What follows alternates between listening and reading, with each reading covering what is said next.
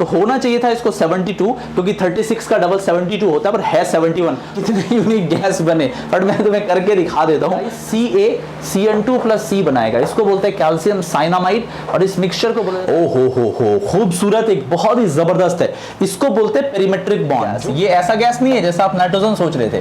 Nitrogen एक ऐसा gas है जो कि नॉन डाइहेलोकार्बन की बात करें तो थोड़ा सा सीन बदला हुआ नजर आता है। आप सबका कार्बोकेटन बना दो और उनकी स्टेबिलिटी कंपेयर कर दो। Hello guys, once again you all are very very welcome to IITN explains. तो गाइस एक बहुत ही बढ़िया वीडियो डिजाइन की गई है, बहुत ही लंबी वीडियो ये होने जा रही है, लंबे टाइम तक ये चलेगी, पूरी की पूरी GOC और GIOC को मिक्स्ड करके एक वीडियो बनाई है। गाइस मैं आपको बता दूं, GOC अपने आप में 23 लेक्चर्स का होता है। अगर आप किसी कोचिंग में पढ़ते हैं तो 23 लेक्चर्स होता है, मतलब अगर आप ड्रॉपर्स बैच में हैं तो अगर आपका बैच जून से स्टार्ट होता है तो जुलाई के मिड तक GOC चलता है। 22 से 23 लेक्चर आपके GOCs के होते हैं और GIOC के कम से कम 12 लेक्चर होते हैं, 12 लेक्चर इंटू 90 मिनट GIOC। तो हमने क्या किया कि 23 + 12 मतलब 35 लेक्चर्स को, 35 लेक्चर्स इंटू 90 मिनट्स को एक वीडियो के अंदर समेटने की कोशिश की है। गाइस यहां पे आपको GOC और GIOC का जो क्रीमी लेयर होता है, जो मेन बात होती है, वो आपको प्रेजेंट की जाएगी। गाइस इस वीडियो के अंदर हम कुछ बहुत ही एक्सक्लूसिव कंटेंट के सवाल लेंगे, उनको डील करेंगे, उसके बिहाइंड के कॉन्सेप्ट को आपको समझाया जाएगा, जिससे आपको वो 35 लेक्चर के अंदर जो बहुत इंपॉर्टेंट बात होती है वो आपके पास नोट हो जाएगी और आपको बहुत सारे सवाल भी समझ में आ जाएंगे। और ये आपके जेई के लिए, नीट के लिए, मेंस और एडवांस के लिए इक्वली और वेरी वेरी इंपॉर्टेंट होगा। तो गाइस शुरू से लास्ट तक इस वीडियो को देखना, GOC और GIOC पे फोकस ओरिएंटेड ये एक एक्सक्लूसिव कंटेंट आपको IITN एक्सप्लेन्स देने जा रहा है, बिकॉज 35 आवर्स तो आपको कोई पढ़ा नहीं सकता एक लेक्चर के अंदर। तो हमारी कोशिश है एक लंबी सी वीडियो में सबको समेट के आपके पास प्रेजेंट कर दिया जाए। तो पूरी एनर्जी, जोश और जुनून के साथ इस टॉपिक को स्टार्ट करते हैं। Let's start.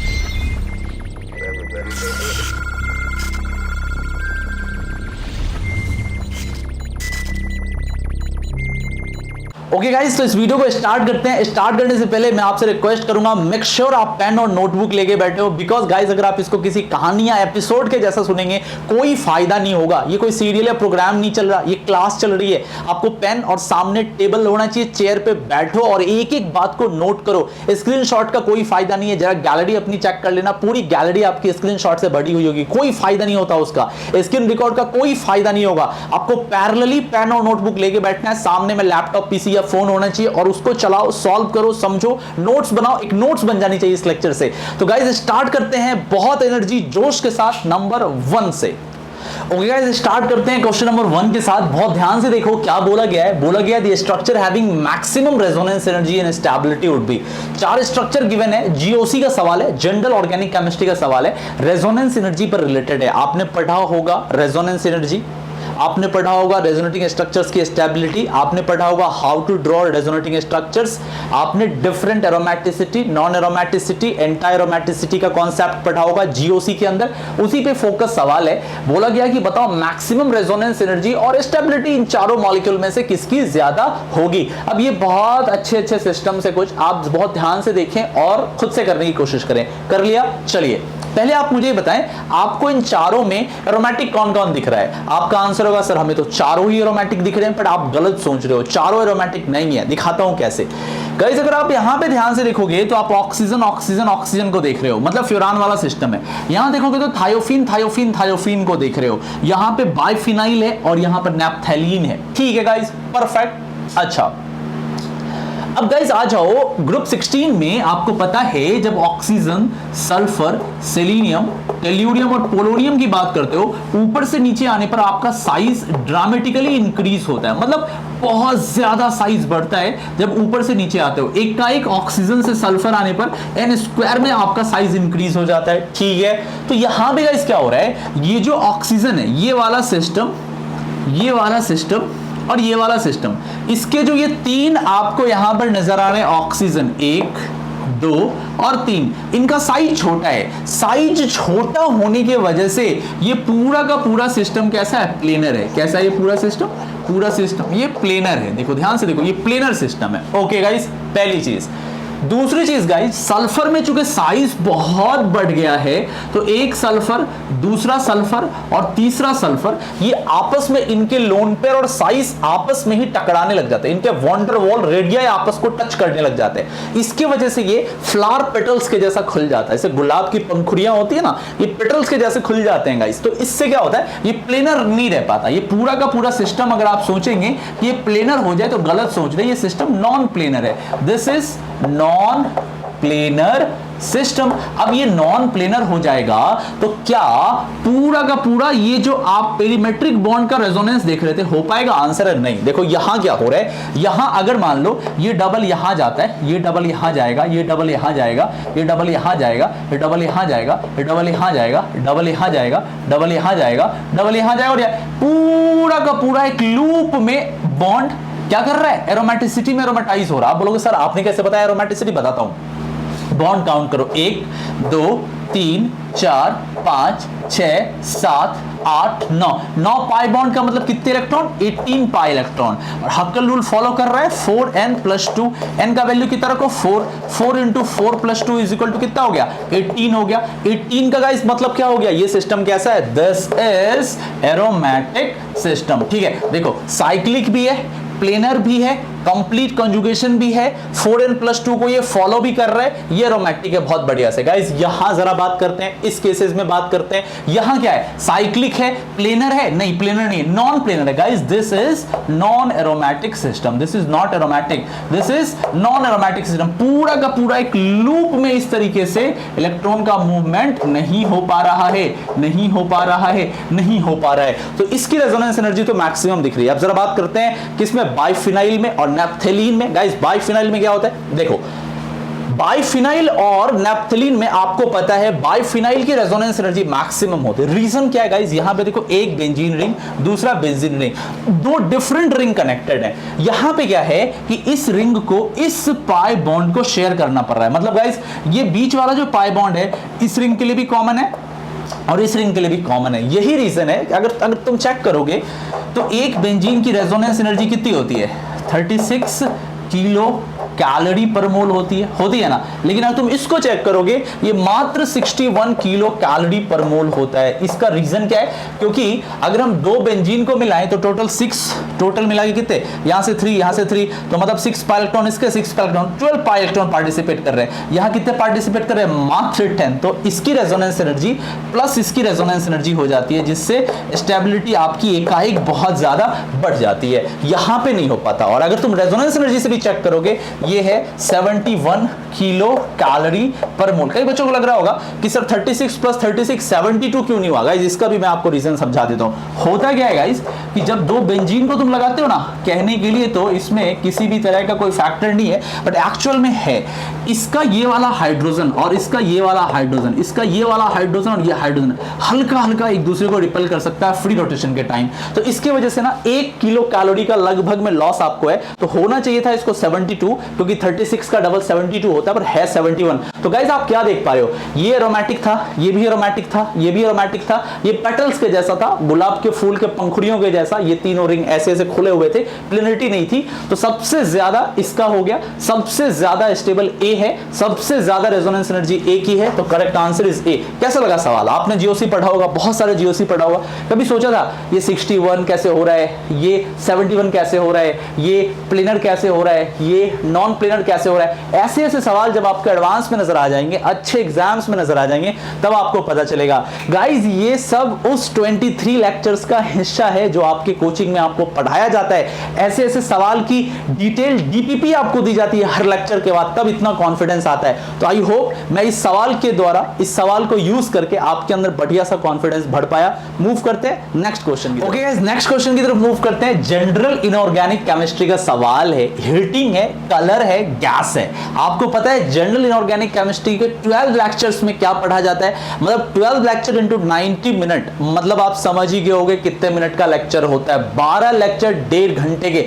उसके लेक्चर सेकंड के अंदर हम पढ़ते हैं इस तरह की चीजें कि किसके हीट पे कौन सा गैस बनेगा, उसके प्रॉपर्टीज क्या है, रंग क्या आता है, ये उसका सवाल है। ठीक है, identify A in the given reaction sequence, बिल्कुल बेसिक सा सवाल है, मेंस और नीट लेवल का सवाल नहीं, एडवांस लेवल को टच नहीं कर रहा, मेंस लेवल पे ही रखा। पिछला सवाल बहुत बढ़िया था।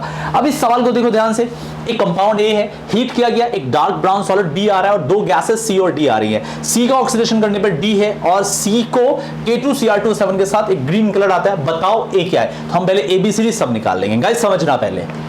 एक कंपाउंड है, इसको गर्म करने पर दो गैस आई है और एक डार्क ब्राउन सॉलिड आया है और सी और डी का ऑक्सीडेशन है, मतलब हो सकता है कार्बन मोनोऑक्साइड और कार्बन डाइऑक्साइड हो सकता है ना, हो सकता है CO हो जो बाद में CO2 में कन्वर्ट हो रहा है, हो सकता है SO2 हो जो SO3 में कन्वर्ट हो सकता है, हो रहा है NO हो जो NO2 में, ऐसे बहुत सारे केसेस हैं। ठीक है, लेकिन जरा ऑप्शंस को देखो, ऑप्शंस में जनरली सल्फेट की बात की गई है। ओके, इसका मतलब है ए कोई सल्फेट है, इसका मतलब है ए कोई सल्फेट है। ठीक है, अब इसको गर्म करने पर दो गैस निकल रही है सी और डी। अब आप बताओ, आपको कोई ऐसा रिएक्शन याद आ रहा है? जी हाँ, याद आ रहा है, एक बहुत ही famous compound iron sulphate FeSO4। मेरे भाई, जब इसको गर्म किया जाता है तो ये बनाता है Fe2O3 और बनाता है SO2 और ऑक्सीजन। अब Fe2O3 एज ए कैटलिस्ट काम करता है और ये बहुत सारे SO2 को ऑक्सीजन के साथ मिला के SO3 में कन्वर्ट कर देता है। मतलब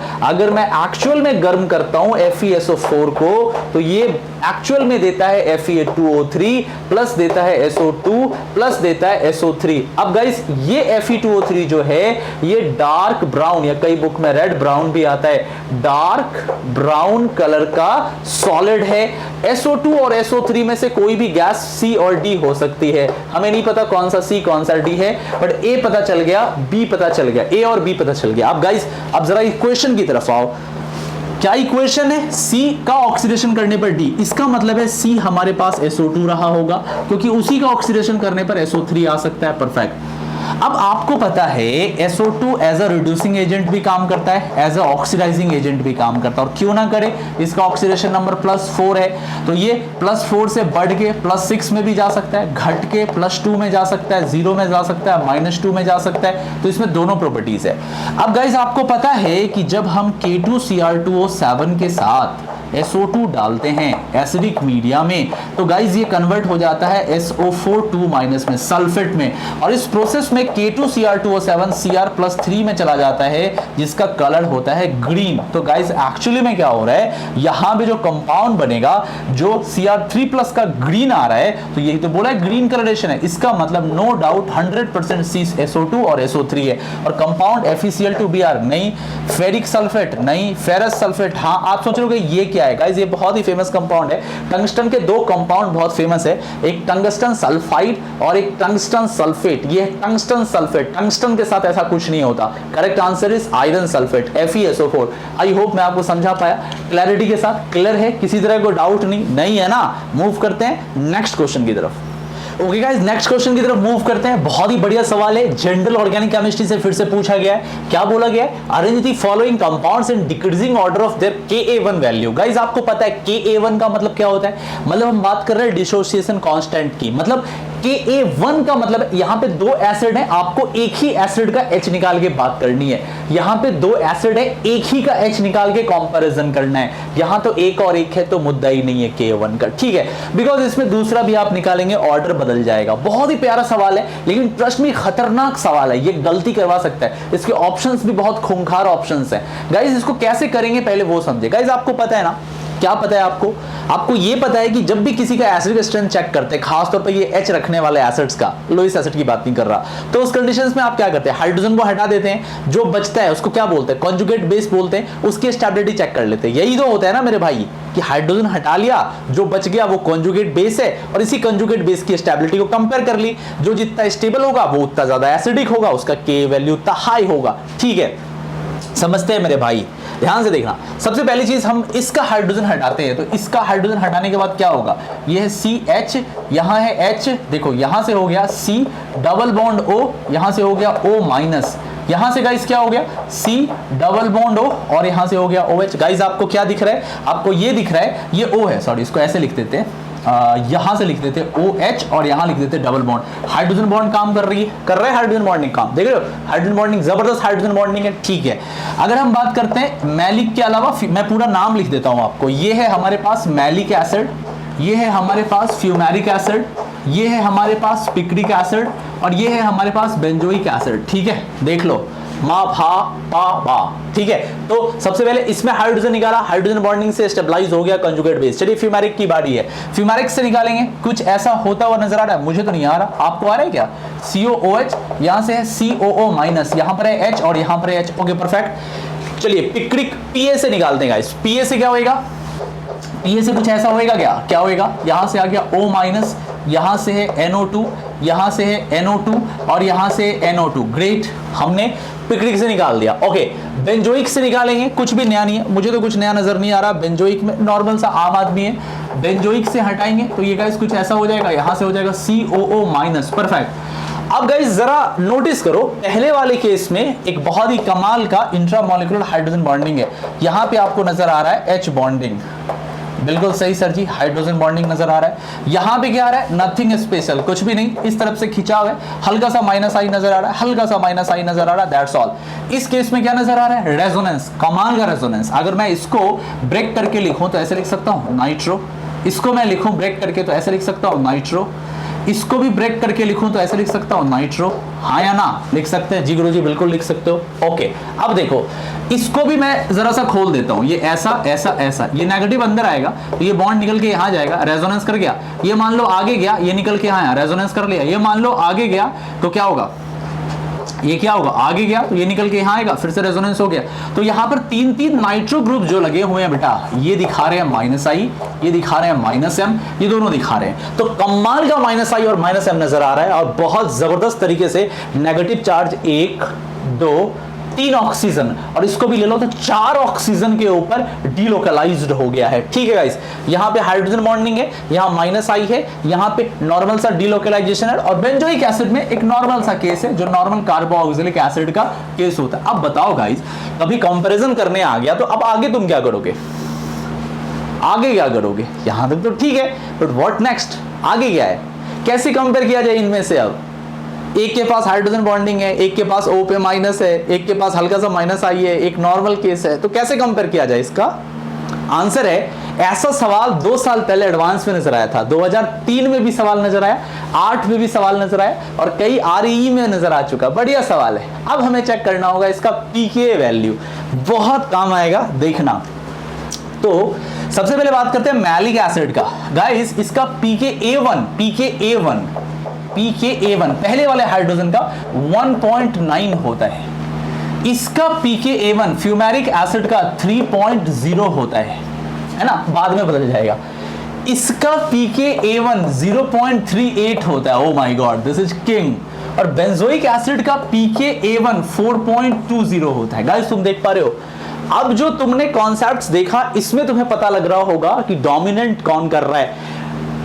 इसके नजदीक दूर दूर तक कोई नहीं है, picric acid is the king, picric acid PA king है 0.38 के साथ, देन मैलिक एसिड आया, देन फ्यूमेरिक एसिड आया, और देन आफ्टर बेंजोइक एसिड आया। अब अगर गाइस ऐसे सवाल एग्जाम में नजर आ चुके 2017-18 में, तो अगर गाइस आप फंस गए ऐसे सवाल में तो ये आपको खून के आंसू रुला सकता है, खतरनाक सवाल है। बच्चे क्या करते हैं, हाइड्रोजन बॉन्डिंग देखते साथ मैलिक को किंग बना देते हैं, पर मैलिक किंग जरूर है फ्यूमेरिक के सामने, बट पिक्रिक एसिड के सामने इसकी बोलती बंद हो जाएगी, because picric acid is the king. तो पिक्रिक देन मैलिक, तो ऑर्डर क्या हो गया, सबसे पहले picric acid, then after malic acid, then after fumaric acid, और सबसे नीचे सबसे लास्ट में बेंजोइक एसिड। तो करेक्ट ऑर्डर हमारे पास हो गया, सबसे पहले 3 3 1 2 4, कोई है ऐसा 3 1 2 4, B is the correct answer. देख लो, सबसे पहले हो गया 3, इसके बाद हो गया कौन हो गया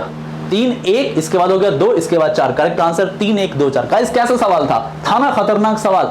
अक्सर ऐसे सवाल बच्चे गलती कर देते हैं, बिकॉज ये खतरनाक है, मैलिक और पिक्रिक, अक्सर इनमें फंस जाओगे तुम। और कई बार तो बच्चों को, तो मैं क्या बताऊं, बच्चों को तो ये भी लगने लगता है कई बार कि 3 1 2 4 और 3 2 4 1 में भी फंस जाते हैं। कई बार तो 1 4 और 4 1 में फंस जाएंगे, या कई बार 2 4 4 2 में भी फंस जाएंगे कि कौन सा होगा, क्योंकि दोनों एक जैसे ही लगते हैं, डबल बॉन्ड से भी कनेक्टेड है, डबल बॉन्ड से भी कनेक्टेड है। तो गाइस आई होप ऐसी गलती आप दोबारा फ्यूचर में ना करें और आपने सवाल से बहुत कुछ सीखा होगा। मूव करते हैं नेक्स्ट क्वेश्चन की तरफ।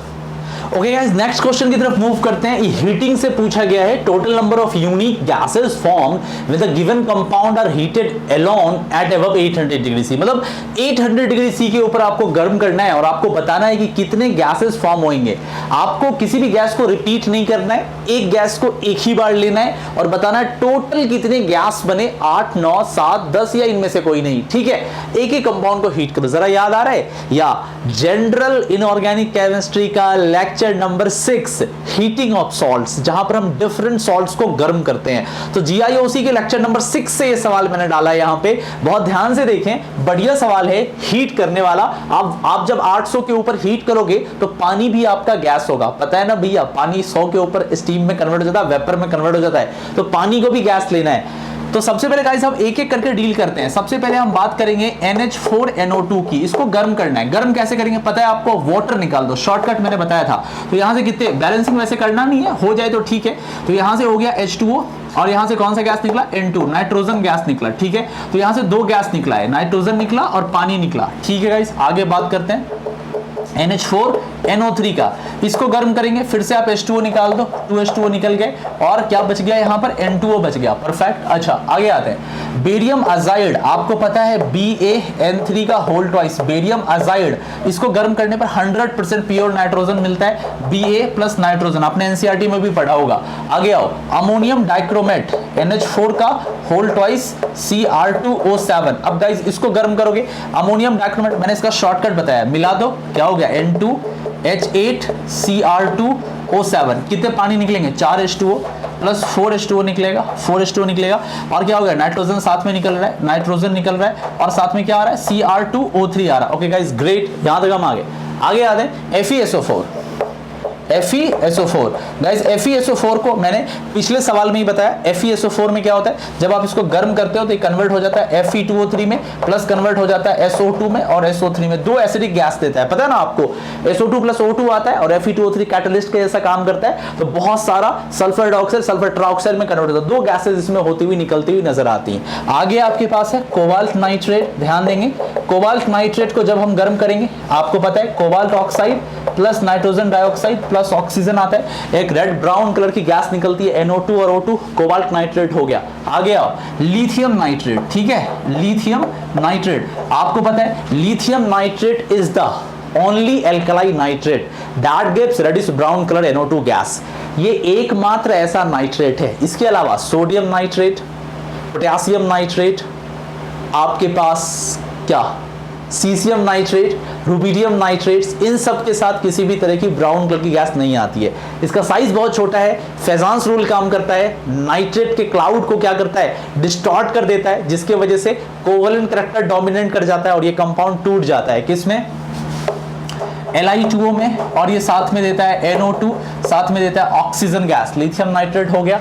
ओ ये गलती करवाएगा, ZnCl2.2H2O। जब इसको गर्म करोगे ना गाइस, तो सबसे पहले ये बनाएगा ZnOHCl प्लस H2O, बैलेंस नहीं किया है, फिर से ये टूट जाएगा ZnO प्लस HCl में। बच्चे उल्टा कर देते, बच्चे क्या करते, इसको गर्म करके पानी निकाल देते सिर्फ, जी नहीं, ये फाइनली टूट जाता है ZnO और HCl में। HCl भी एक गैस निकलती है, इसलिए एक आंसर कम हो जाता है बच्चों का। मैग्नीशियम नाइट्रेट, तो magnesium nitrate MgNO3 whole twice को ऑब्वियसली गर्म करोगे। अब आपको पता है लिथियम और मैग्नीशियम का आपने पीरियोडिक टेबल में पढ़ा होगा, डायगोनल रिलेशनशिप होता है, तो ऑब्वियसली ये भी NO2 गैस देगा, MgO plus NO2 plus O2। Okay आगे कहां है, हाँ कैल्शियम सल्फेट।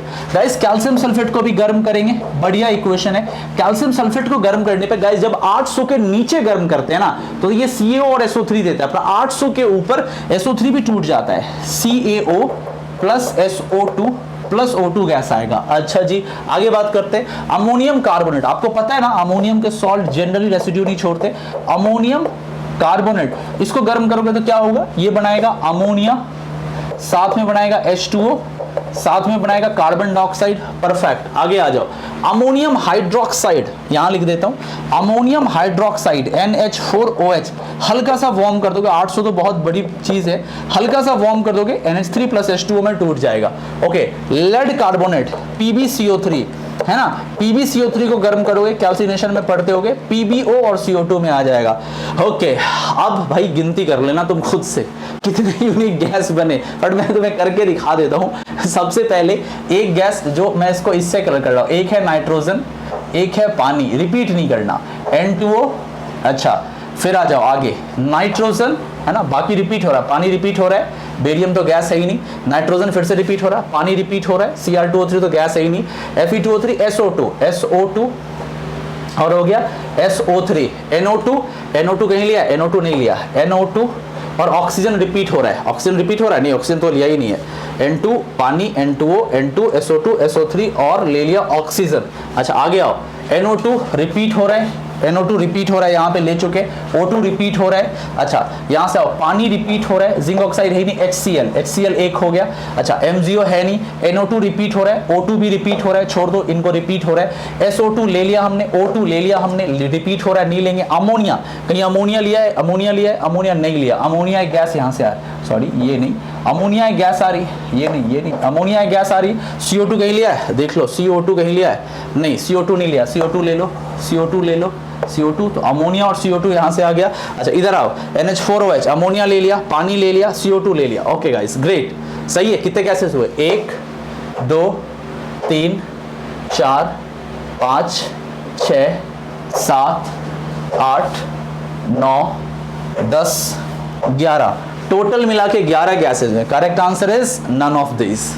ठीक है, फिर से चेक करो, रिपीट तो नहीं किया भाई, नाइट्रोजन, पानी, N2O, N2 रिपीट तो नहीं हुआ, N2 ठीक है, ओके रिपीट हुआ ना, नाइट्रोजन 2 बार ले लिया ना, नाइट्रोजन 2 बार, नाइट्रोजन नहीं लेना था ना, नाइट्रोजन तो 2 बार ले लिया। अब देखो, नाइट्रोजन, पानी, N2O तो ये हो गया 3, SO2 4, SO3 5, NO2 नहीं लेना 6, ऑक्सीजन हो गया 7, HCl हो गया 8, अमोनिया हो गया 9 और CO2 हो गया 10। तो टोटल आंसर है, कितने आंसर है total, 10 is the correct answer, D is the correct answer. Clear है, चेक कर लो इसको।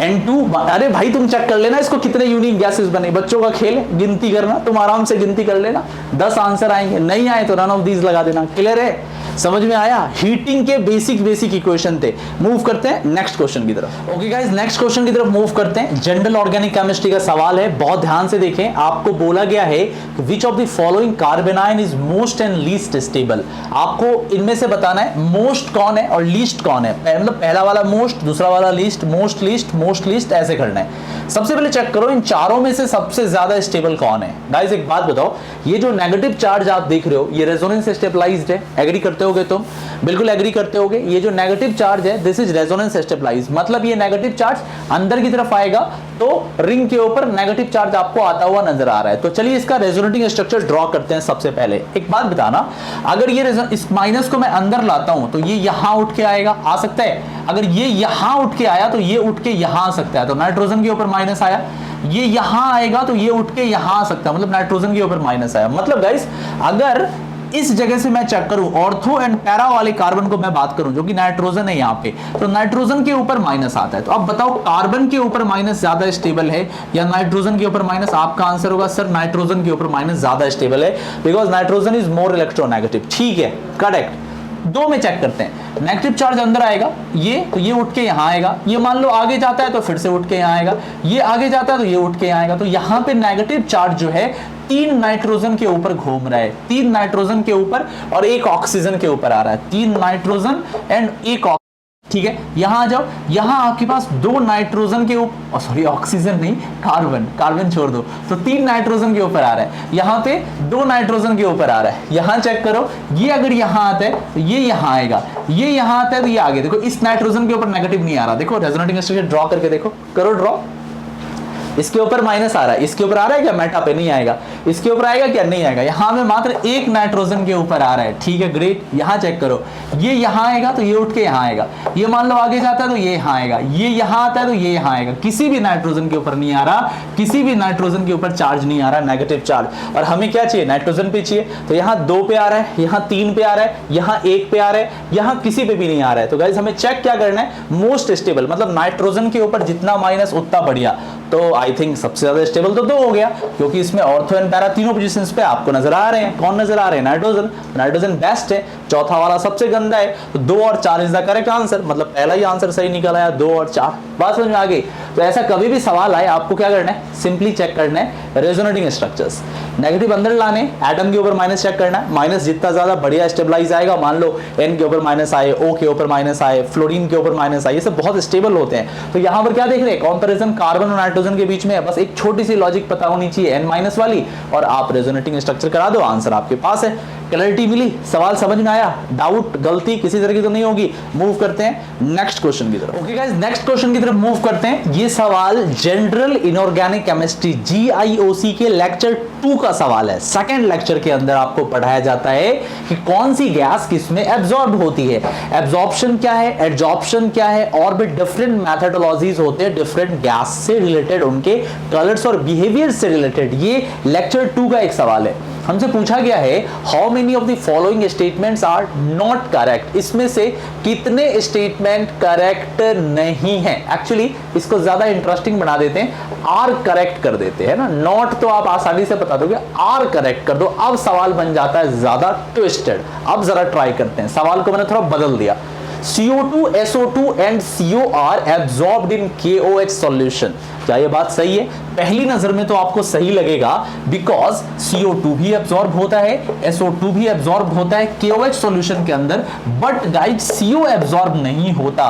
तो कार्बन मोनोऑक्साइड चूंकि KOH में एब्जॉर्ब नहीं होता, तो ये इक्वेशन ओवरऑल गाइस क्या हो गई, गलत हो गई, because of this carbon monoxide. Okay guys, आगे बढ़ते हैं। O3 is absorbed in turpentine oil. अब कई बच्चों को लग रहा होगा टर्पेंटाइन ऑयल क्या होता है सर, तो मैं आपको बता दूं, वैसे तो इसके अंदर बहुत सारे कॉन्स्टिट्यूएंट्स होते हैं, बट जो मेन इसके अंदर होता है वो अल्फा पाइनिन होता है। क्या होता है, अल्फा पाइनिन होता है। फॉर्मूला इसका होता है C10H16 होता है, और इसका स्ट्रक्चर ऐसा होता है गाइस, ऐसा यहां से हाँ, यहाँ मिथाइल, यहाँ डबल बॉन्ड, यहाँ 2 मिथाइल, इसको बोलते हैं अल्फा पाइनिन। ये गाइस इसका मेन कॉन्स्टिट्यूएंट है। मतलब अगर आपसे कोई टर्पेंटाइन बोले तो आप उसको ये फॉर्मूला दिखा सकते हो। हालांकि टर्पेंटाइन में और भी चीजें होती हैं, बट अल्फा पाइनिन इसका मेन कॉन्स्टिट्यूएंट होता है, और इसकी खास बात होती है कि ये ओजोन को एब्जॉर्ब कर लेता है। तो जहां कहीं भी आपको आए एक पेल ब्लू कलर का लिक्विड है जो लिक्विफाई करने पे हो जाता हो, और साथ ही साथ जो टर्पेंटाइन ऑयल में एब्जॉर्ब हो जाता हो, तो वो गैस ओजोन होगी। जी हाँ, ये सही बात है। Chromyl chloride is absorbed in KOH solution, ये सही बात है। जी हाँ, ये बिल्कुल सही बात है, बिल्कुल सही बात है। दिखाता हूं कैसे। जब गाइस आप क्रोमाइल क्लोराइड को CrO2Cl2 जो कि एक ब्राउन कलर की गैस होती है, इसको जब आप KOH या NaOH में डालोगे ना, तो ये बना लेगा KCr2O4, इसका येलो सॉल्यूशन आएगा, है ना। बाद में अगर आप इसमें लेड एसीटेट या Pb2+ आयन डाल दोगे तो ये बना लेगा PbCrO4 का येलो PPT। बहुत ही फेमस है IIT और मेडिकल के लिए, भूलेंगे नहीं। तो पहले येलो सॉल्यूशन, बाद में येलो PPT वाला केस क्रोमाइल क्लोराइड है। तो chromyl chloride is absorbed in KOH solution. जी हाँ, सही बात है। आगे आइए। Chlorine gas is absorbed in cyclohexane. आप अगर जल्दी करोगे तो गलती कर दोगे, बट ये इक्वेशन गलत है, because chlorine gas is absorbed in cyclohexene, ना कि साइक्लोहेक्सेन। गाइस एक्चुअल में इक्वेशन ये है, ये आपका साइक्लोहेक्सीन है। ये एक लिक्विड होता है, ट्रांसपेरेंट लिक्विड होता है, किसी तरह का कलर नहीं होता है। आप टेस्ट ट्यूब में इसको ले सकते हो, एक्सपेरिमेंट कर सकते हो। ये नॉर्मल लिक्विड है बिना किसी कलर का। क्लोरीन को ये पूरी तरीके से एब्जॉर्ब करके 2 क्लोरीन लगा देता है ना, इस तरीके से 2 क्लोरीन लग जाते हैं। जी हाँ, ये पूरी तरीके से क्लोरीन को एब्जॉर्ब कर लेता है। आगे आइए। Ammonia is absorbed in water. Guys बहुत कम ऐसे गैसेस हैं जो इतने सॉल्युबल हैं जितना कि अमोनिया है पानी में। बहुत ज्यादा सॉल्युबल है अमोनिया पानी में। ये तुरंत सॉल्यूब होके उसके अंदर क्या करता है, एक बहुत ही एल्कलाइन सॉल्यूशन अमोनियम हाइड्रोक्साइड का फॉर्मेशन करता है। तो अमोनिया पूरी तरीके से पानी में घुल जाता है, विदाउट एनी डाउट, एकदम सही बात है। Oxygen gas is absorbed in phloroglucinol. नहीं, यहां पे धोखा है थोड़ा सा। गाइस 2 आइसोमर्स होते हैं, मैं आपको लिख दे रहा हूं, 2 आइसोमर्स हैं। पहला आइसोमर्स है ये OH NOH, इसको बोलते हैं फ्लोरोग्लिसरॉल, और एक होता है OH OH OH। ये दोनों के दोनों पोजिशनल आइसोमर्स है। ऊपर वाले का नाम है फ्लोरोग्लिसरॉल, नीचे वाले का नाम है पायरोगैलोल। पायरोगैलोल ऑक्सीजन फ्लोरोग्लिसरॉल में एब्जॉर्ब नहीं होता, ऑक्सीजन पायरोगैलोल में एब्जॉर्ब होता है। और यहां इन्होंने लिखा है कि oxygen gas is absorbed in phloroglucinol. जी नहीं, ये गलत नाम है, एक्चुअल होना चाहिए था पायरोगैलोल। तो ये आंसर रॉन्ग हो गया, ऑक्सीजन इसमें एब्जॉर्ब नहीं होता। आगे बोला गया है Cl2O7 is readily absorbed in water. Guys, Cl2O7 is one of the most acidic oxide of chlorine. ये क्लोरीन का सबसे ज्यादा एसिडिक ऑक्साइड है Cl2O7।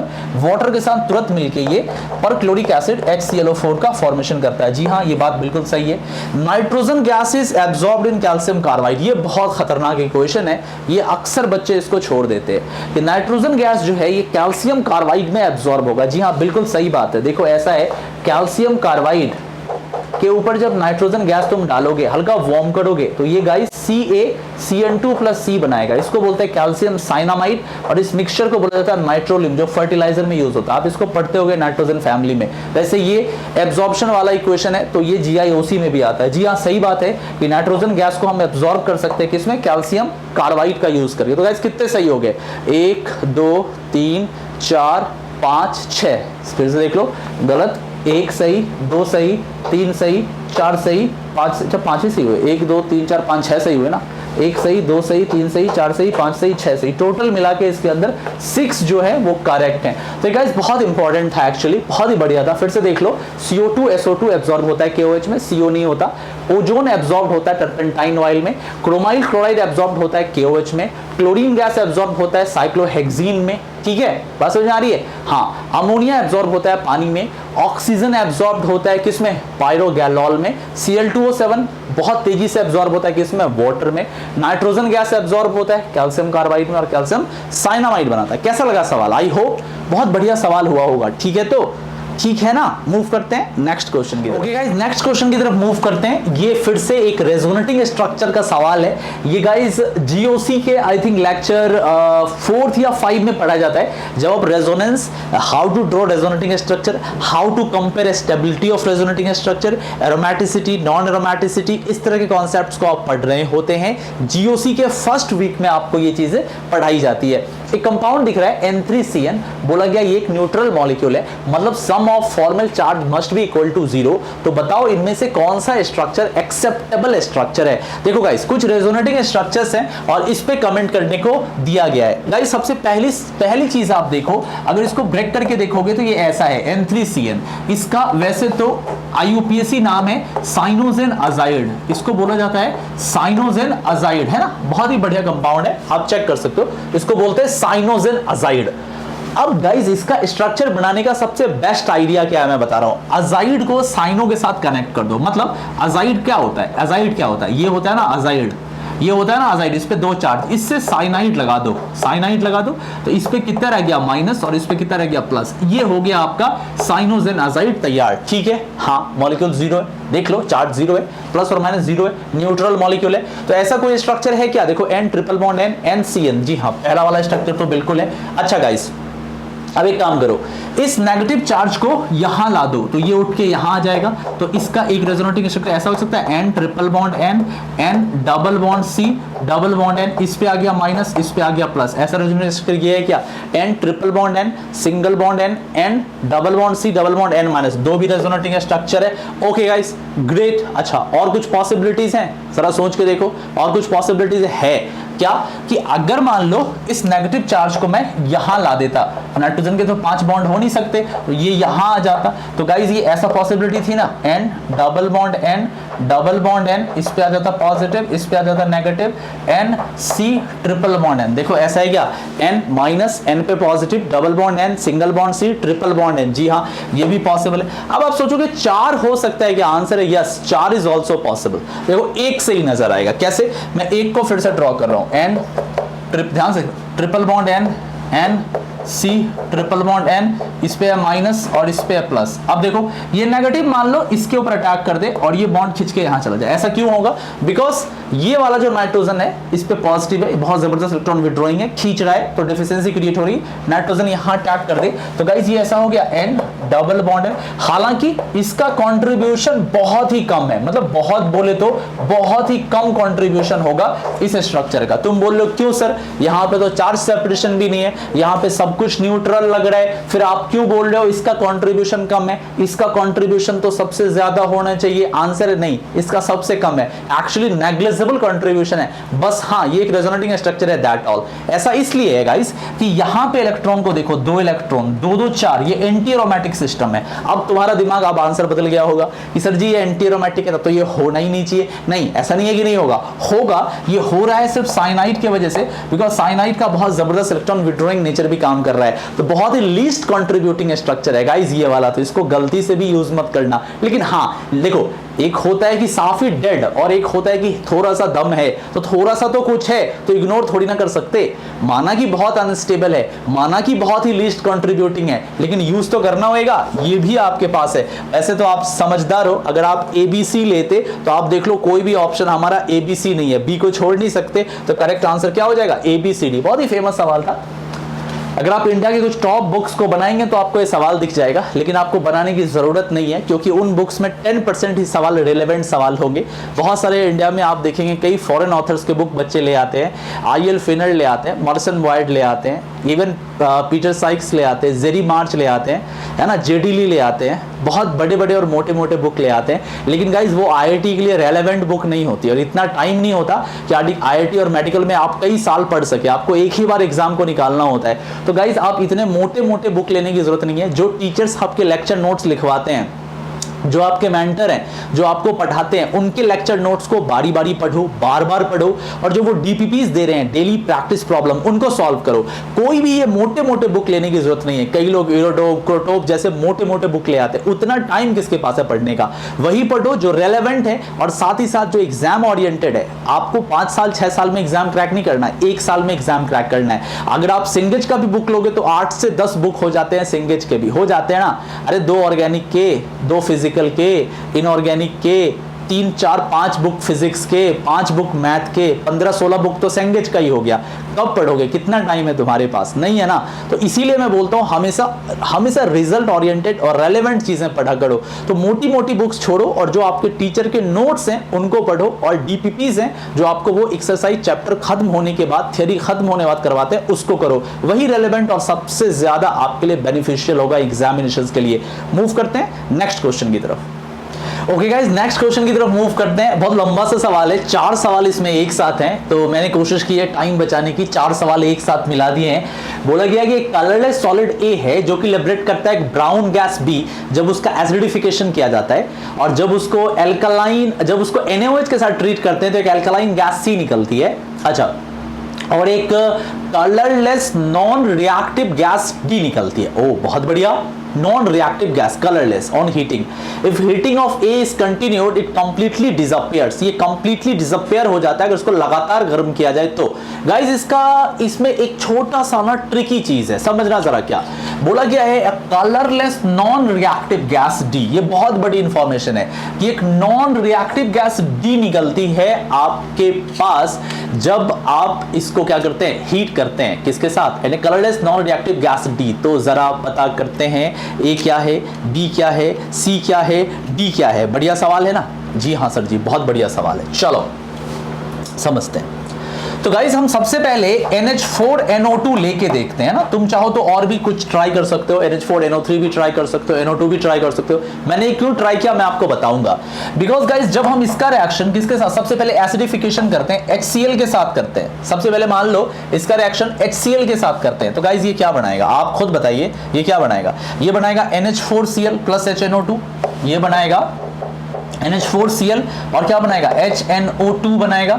अब गाइस आपको पता है HNO2 जो होता है अनस्टेबल होता है, ये टूट जाएगा H2O में और NO में और ऑक्सीजन देगा, और ये NO जो होगा फर्दर ऑक्सीजन के साथ रिएक्ट करके क्या बनाएगा NO2 बनाएगा। तो सबसे पहले बोला गया था कि ये एक ब्राउन कलर की गैस बी लिबरेट करता है, तो जी हाँ एक ब्राउन कलर की गैस यहां पर बी लिबरेट होती हुई नजर आ रही है। परफेक्ट, पहली चीज ये। दूसरी चीज, जब इसका रिएक्शन किसके साथ करवाया जाए NaOH के साथ, तो क्या होगा जरा देखते हैं। देखो अगर हमने ले लिया NH4NO2 और साथ में हमने ले लिया NaOH, तो ये क्या बनाएगा, ये बनाएगा NaNO2 और साथ में क्या बनाएगा NH4OH, जो कि अनस्टेबल होने की वजह से टूट जाएगा किसमें NH3 प्लस किसमें टूट जाएगा H2O में टूट जाएगा। तो क्या बोला गया था, it gives alkaline gas C।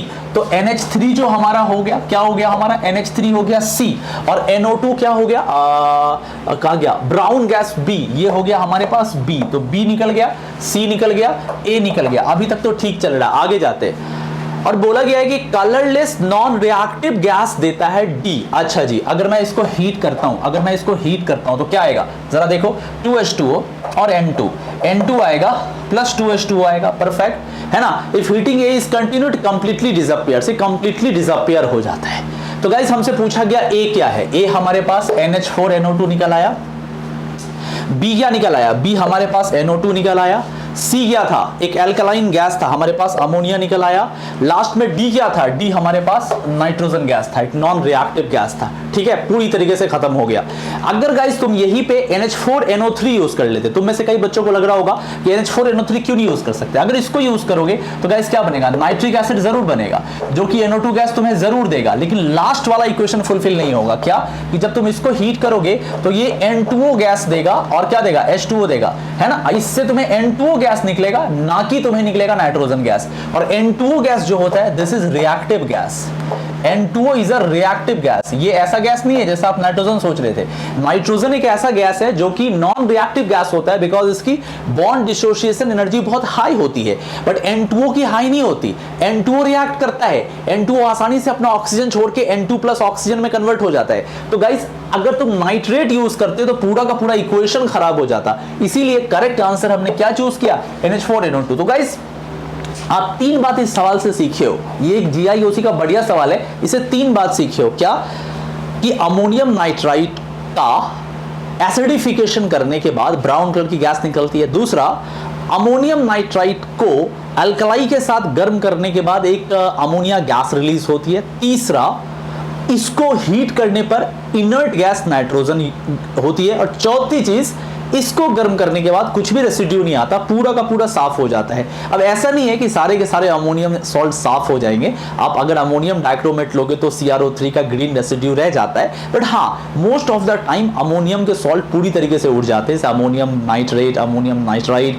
Ammonium आपका क्लोराइड, आपका अमोनियम कार्बोनेट, अमोनियम सल्फेट, पूरी तरीके से ये उड़ जाते हैं, बचता कुछ भी नहीं है। पर कुछ कुछ केसेस में बचता है, जैसे डाइक्रोमेट हो गया या आपका अमोनियम मैग्नेट या अमोनियम पर मैग्नेट हो गया, सब बच जाता है, कुछ ना कुछ रेसिड्यू छोड़ जाता है। तो आई होप क्लैरिटी समझ में आया, किसी तरह का डाउट नहीं। मूव करते हैं नेक्स्ट क्वेश्चन की तरफ। ओके गाइस, नेक्स्ट क्वेश्चन की तरफ मूव करते हैं। फिर से एक क्वेश्चन लिया गया है GIOC से, जनरल इनऑर्गेनिक केमिस्ट्री से, और गाइस ये बहुत इंटरेस्टिंग है। कैसे समझाता हूं गाइस, अगर जब भी GIOC की बात होगी तो कम से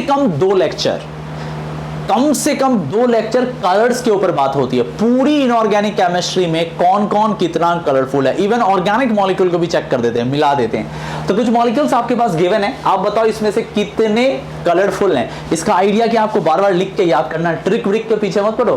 पता चला एग्जाम में एडवांस की तैयारी करने से पहले इतने ट्रिक बना लिए हैं कि उन ट्रिक को याद रखने के लिए भी ट्रिक बनाना पड़ रहा है, तो ट्रिक की ट्रिक हो जाएगी, फिर तुम ट्रिक हो जाओगे। तो ऐसा मत करो, बात समझ में आ रही है? तो लिख लिख के प्रैक्टिस करो। ओके गाइस, यहां आते हैं। How many of the gases are coloured in nature? भैया CO2 कलरफुल नहीं होती है, H2S कलरफुल नहीं होती है, नाइट्रोजन कलरफुल नहीं होती है। हाँ, क्लोरीन जो होता है वो ग्रीनिश येलो गैस होती है, आपको पता होगा ये ग्रीनिश येलो कलर की गैस होती है। ठीक है, ओके आगे आ जाओ। डाइजोमीथेन, डाइजोमीथेन का रंग होता है कैसा होता है, ये येलो होता है। कैसा होता है, ये येलो होता है। हाइड्रोजन का कोई रंग है? जी नहीं बेटा, हाइड्रोजन का कोई रंग नहीं है। ClO2 का रंग है? जी हाँ, इंटेंस येलो होता है ये। ये इंटेंस येलो होता है ClO2।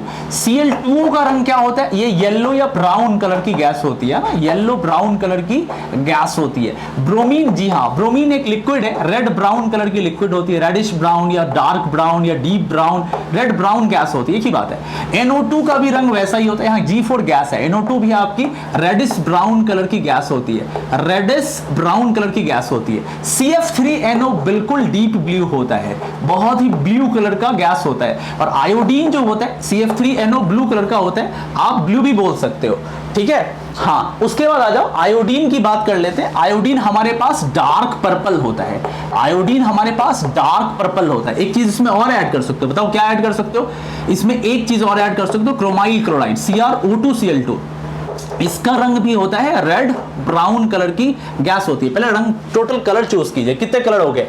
एक हो गया colour, 2 colour, 3 colour, 4 colour, 5 colour, 6 colour, 7 colour और 8 कलर हो गया ना। तो ये तो मैंने अलग से बता दिया है, वैसे 8 कलर है, इसको भी ले लो तो 9 कलर हो गए टोटल तुम्हारे पास। फिर से चेक कर लो, 1 कलर, 2 कलर, 3, 4, 5, 6, 7, 8 और इसको भी ले लो तो 9 हो गए।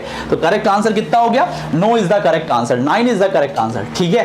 बात समझ में आ रही है? क्लोरीन ग्रीनिश येलो गैस है, डाइजोमीथेन येलो गैस है, ClO2 इंटेंस येलो गैस है, Cl2O येलो ब्राउन गैस है, Br2 रेडिश ब्राउन गैस है, NO2 रेडिश ब्राउन गैस है, CF3NO तो डीप ब्लू है, आयोडीन का गैस डार्क पर्पल है, chromyl chloride red brown gas है। तो आंसर आपका निकल के आ गया। आई होप गैस की क्लैरिटी आपको मिल पाई है, बहुत बढ़िया से मिल पाई है। अब मूव करते हैं नेक्स्ट क्वेश्चन की तरफ। ओके गाइस, नेक्स्ट क्वेश्चन की तरफ मूव करते हैं। ये सवाल एरोमेटिक से पूछा गया है, मतलब जनरल ऑर्गेनिक केमिस्ट्री के अंदर आपको lecture number 7, yes lecture number 6, lecture number 7, aromatic, non aromatic, anti aromatic, quasi aromatic, exocyclic compound and charged species, इसके अंदर ये आपको पढ़ाया जाता है 7वें लेक्चर जीओसी में। गाइस यहां पे आ जाइए, बोला गया how many of the following compounds ions are aromatic in nature. ठीक है, समझते हैं। गाइस एक छोटी सी चीज मैं यहां पर ऐड करना चाहूंगा, ये बहुत इंपॉर्टेंट है, इससे लास्ट ईयर आईआईटी ने भी सवाल पूछा है। जैसे कि मान लो एक छोटा सा ये कंपाउंड है, तुम इसको एरोमेटिक बोलते हो ना एरोमेटिक? जी हाँ सर, ये एरोमेटिक है। अच्छा, 6 इलेक्ट्रॉन सिस्टम है, साइक्लिक है, प्लेनर है, कंप्लीट कॉन्जुगेशन है। गाइस अगर मान लो यहाँ डबल, यहाँ माइनस है, इसको भी एरोमेटिक बोलेंगे ना, 2 2 4 और 2 इलेक्ट्रॉन यहाँ पे 6, एरोमेटिक बोलेंगे। लेकिन गाइस जब चार्ज प्लस एरोमेटिसिटी आती है, देखो जब चार्ज प्लस एरोमेटिक दोनों होता है तो गाइस उसके लिए एक स्पेशल वर्ड यूज किया जाता है, पता है क्या? Quasi aromaticity. क्या यूज करते हैं उसके लिए? Quasi aromaticity. क्वासी का मतलब होता है अपीरेंटली, सीमिंगली, मतलब ये एरोमेटिक के जैसा दिखता है ना, चार्ज स्पीसीज है, तो अगर चार्ज प्लस एरोमेटिक हो तो उसको क्वासी एरोमेटिसिटी बोलते हैं। आईआईटी में कई बार सवाल ऐसे पूछे गए बट उन्होंने क्वासी लिखा नहीं है, तो ये अंडरस्टूड है। ठीक है, बात समझ में आ रहा है? मतलब एरोमेटिक और एरोमेटिक जैसा दिखने वाला, दैट इज क्वासी एरोमेटिक। ठीक है, आगे आते हैं, पहले सवाल में चेक करते हैं। देखो साइक्लिक है, कंप्लीट कंजुगेशन है और इसके अंदर कितने इलेक्ट्रॉन है? देखो मात्र 2 पाई इलेक्ट्रॉन है। हक्कल रूल को फॉलो कर रहा है, 4n+2, n का वैल्यू 0 रख दो, कितना हो गया? 2। तो जी हाँ guys, this is aromatic, this is aromatic. यहां आते हैं गाइस, इस कंडीशंस में कितने इलेक्ट्रॉन है? 2 पाई इलेक्ट्रॉन है, सेम प्रोसेस। तो गाइस ये हमारे पास 2 पाई इलेक्ट्रॉन की वजह से क्या हो गया? ये भी हमारे पास हो गया एरोमेटिक। अच्छा, यहां आ जाते हैं 2 2 4 और 2 6, ये भी हमारे पास 6 पाई इलेक्ट्रॉन सिस्टम है। गाइस ये भी हमारे पास क्या हो गया? ये हो गया एरोमेटिक। यहां आ जाओ आपके पास, अब इसको कैसे किया जाए? दिस इज वेरी बहुत इंपॉर्टेंट है। कैसे करेंगे? देखो इसमें तो तुमने चेक कर लिया, 2 पाई इलेक्ट्रॉन सिस्टम है, कंप्लीट कंजुगेशन है, साइक्लिक है, लूप में चल रहा है, एवरीथिंग इज जस्ट बेस्ट, तो ये हमारे पास एरोमेटिक है। इसको कैसे चेक किया जाए? तो गाइस इसके दो मेथड है। या तो तुम सिंपली इस डबल बॉन्ड को घुमा दो, नहीं तो रेजोनेंस करा दो। मान लो ये यहां आता है तो ये उठ के यहां आएगा, तो अगला इसका स्ट्रक्चर ऐसा बन रहा है। ध्यान से देखो, यहां से ऐसा कुछ आ रहा है, यहां डबल, यहां पे माइनस, ये अगर यहां आ जाएगा तो यहां पे प्लस। अब देखो ये सिस्टम भी एरोमेटिक हो गया, इसके जैसा है ना, 3 के ऊपर प्लस, एरोमेटिक नजर आ रहा है, और नीचे 5 पे माइनस, अभी बताया ऐसा। तो ये पूरा का पूरा सिस्टम क्या होता है? एरोमेटिक होता है। नहीं तो इसको सॉल्व करने का एक और रास्ता है, बता रहा हूं क्या। अगर मान लो गाइस कभी भी तुम्हें ऐसा नजर आ जाए या कोई भी सिस्टम ऐसे, मैंने बहुत सारे मेरी डीपीपीस में ऐसे कम से कम 200 स्ट्रक्चर्स होते हैं इस तरह के, सो डोंट वरी। मैंने बताया आपको, इसको घुमाओगे आपके पास क्या आएगा? ऐसा आएगा, ऐसा आएगा, यहां यहां यहां, इसको रोटेट कर दिए। रोटेट ऐसा करना है जिससे कि आपको प्रॉफिट हो, मतलब आप यहां पे प्लस लगाओ और यहां पे माइनस लगाओ। अब ये भी है एरोमेटिक क्वासी और ये भी एरोमेटिक, दोनों एरोमेटिक हो गया ना, हो गया ना दोनों एरोमेटिक। तो गाइस ये भी हमारे पास एरोमेटिक नजर आ गया, ठीक है। यहां आओ, देखो 2 2 4 2 6 6 pi electron system guys, again aromatic guys, this is again aromatic. आगे आ जाओ, हो मिथाइल हेजिरीन, जी नहीं गाइस, ये एरोमेटिक नहीं है।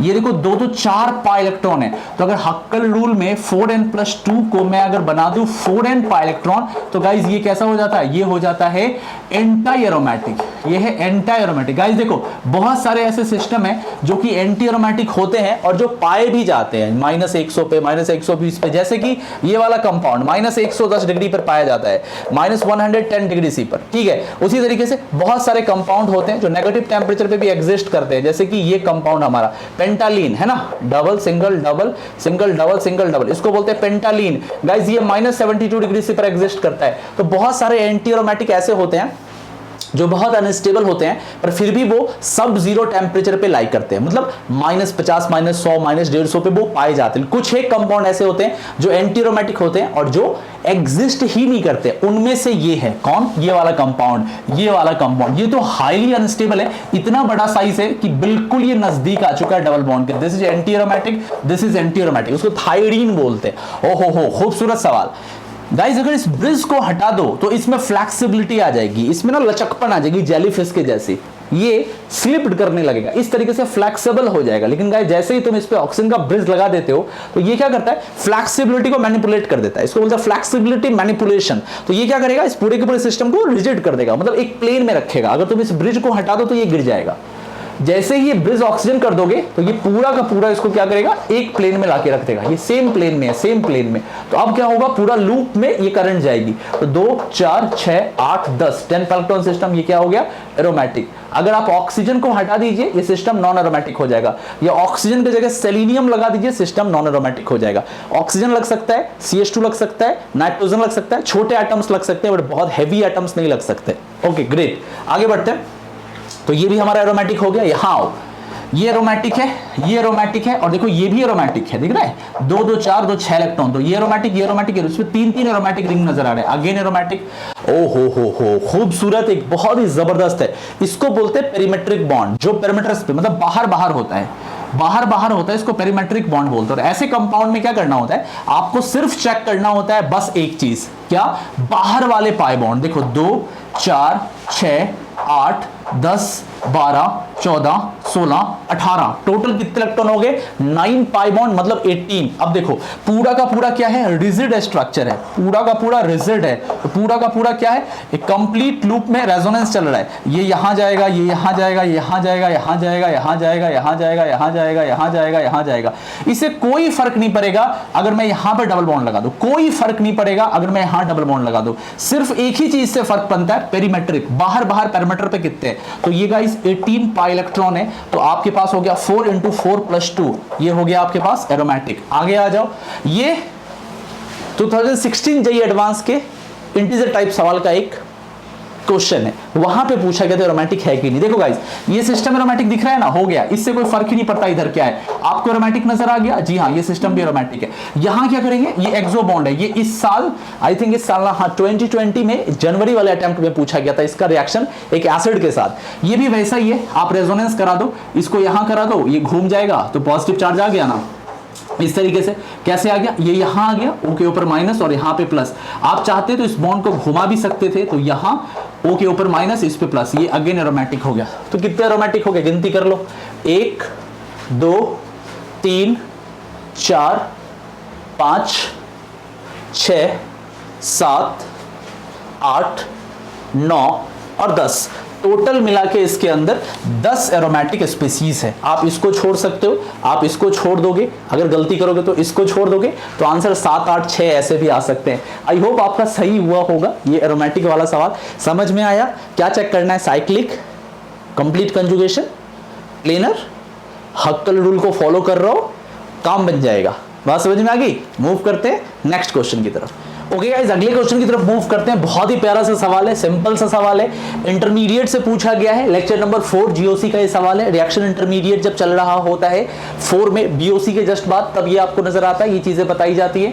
How many of the given reaction intermediate has have sp3 carbon atom, only check circled atom. देखो कुछ स्पीसीज हैं, एक्चुअली सबके सब रिएक्शन स्पीसीज ही हैं, रिएक्शन इंटरमीडिएट ही हैं। सबसे पहला बेंजाइन है, दूसरा एक रेडिकल है, तीसरा है एक कार्बीन है, चौथा एक रेडिकल है, पांचवा एक रेडिकल है, ये कार्बोकेटाइन और ये कार्बेनाइन है। चलिए, पूछा गया इसमें से कितने ऐसे हैं जिसके पास जो सर्कल है, जो गोल घेरा लगाया हुआ है, उसमें से कोई भी sp3 है। चलिए सबसे पहले बात करते हैं बेंजाइन की।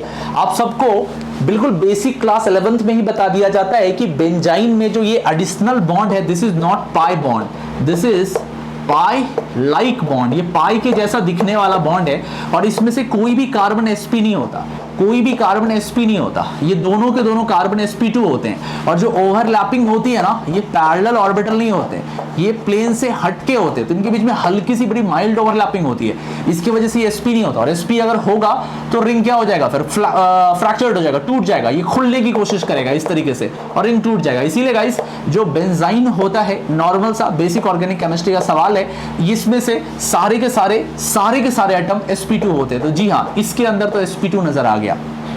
आगे बात करते हैं, ये हमारे पास एक फ्री रेडिकल है। और अगर गाइस हम नॉर्मली फ्री रेडिकल की बात करें, CH3 है, H है, CH3 है। और अगर हम नॉर्मल रेडिकल की बात करें तो नॉर्मल रेडिकल sp2 होता है। नॉर्मल जो रेडिकल्स होते हैं ये क्या होते हैं, sp2 ही होते हैं गाइस। और ये जो होता है ये प्योर p ऑर्बिटल में पाया जाता है। किस में पाया जाता है, प्योर p ऑर्बिटल्स में पाया जाता है। और न्यूट्रल चार्ज 0 होता है, आपको पता है फॉर्मल चार्ज 0 होता है। तो गाइस ये भी sp2 है। जी हाँ गाइस, ये भी sp2 है, सर्कल्ड वाला। आगे आते हैं, ये गाइस क्या है, तो अगर आपको नहीं पता लग रहा है तो बेसिक सी एक जानकारी है। कार्बीन, दो तरह के कार्बीन होते हैं, एक होता है सिंगलेट और एक होता है ट्रिपलेट। अब दोनों में पेयर्ड का फर्क होता है गाइस। जैसे कि मान लीजिए कि आपके पास C है, H है और H है। एक ऐसा हो सकता है, ऐसा हो सकता है, एक एक इलेक्ट्रॉन है। और एक गाइस ऐसा होता है H और यहाँ पे पेयर्ड इलेक्ट्रॉन है, ये वेकेंट ऑर्बिटल है गाइस। इसको हम बोलते हैं ट्रिपलेट। अब क्यों बोलते हैं, कैसे बोलते हैं, कितनी स्पिन, इसकी स्पिन मल्टीप्लिसिटी होती है, स्पिन स्टेट कितना होता है, बॉन्ड एंगल कितना होता है, इन सब के बारे में मैंने एक एक्सक्लूसिव वीडियो दी है चैनल पे, आप जाके ढूंढ लीजिए कार्बीन की वीडियो।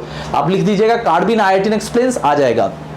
तो मैं बता चुका हूं कि नॉर्मल मिथाइलिन जो होते हैं, सिंगलेट और ट्रिपलेट दोनों फॉर्म में पाए जा सकते हैं। लेकिन दूसरी तरफ गाइस, अगर हम डाई हेलो कार्बीन की बात करें तो थोड़ा सा सीन बदला हुआ नजर आता है। कैसे, CF2 और ये जो पेयर्ड इलेक्ट्रॉन है और ये वेकेंट ऑर्बिटल है गाइस, यहाँ पे क्या होता है, यहाँ पे होता है कि ये लोन पेयर अटैक करते हैं। कौन अटैक करता है, लोन पेयर, ये अटैक करते हैं इसके ऊपर। और यहाँ पे क्या होती है, एक बैक बॉन्डिंग होती है because of back donation.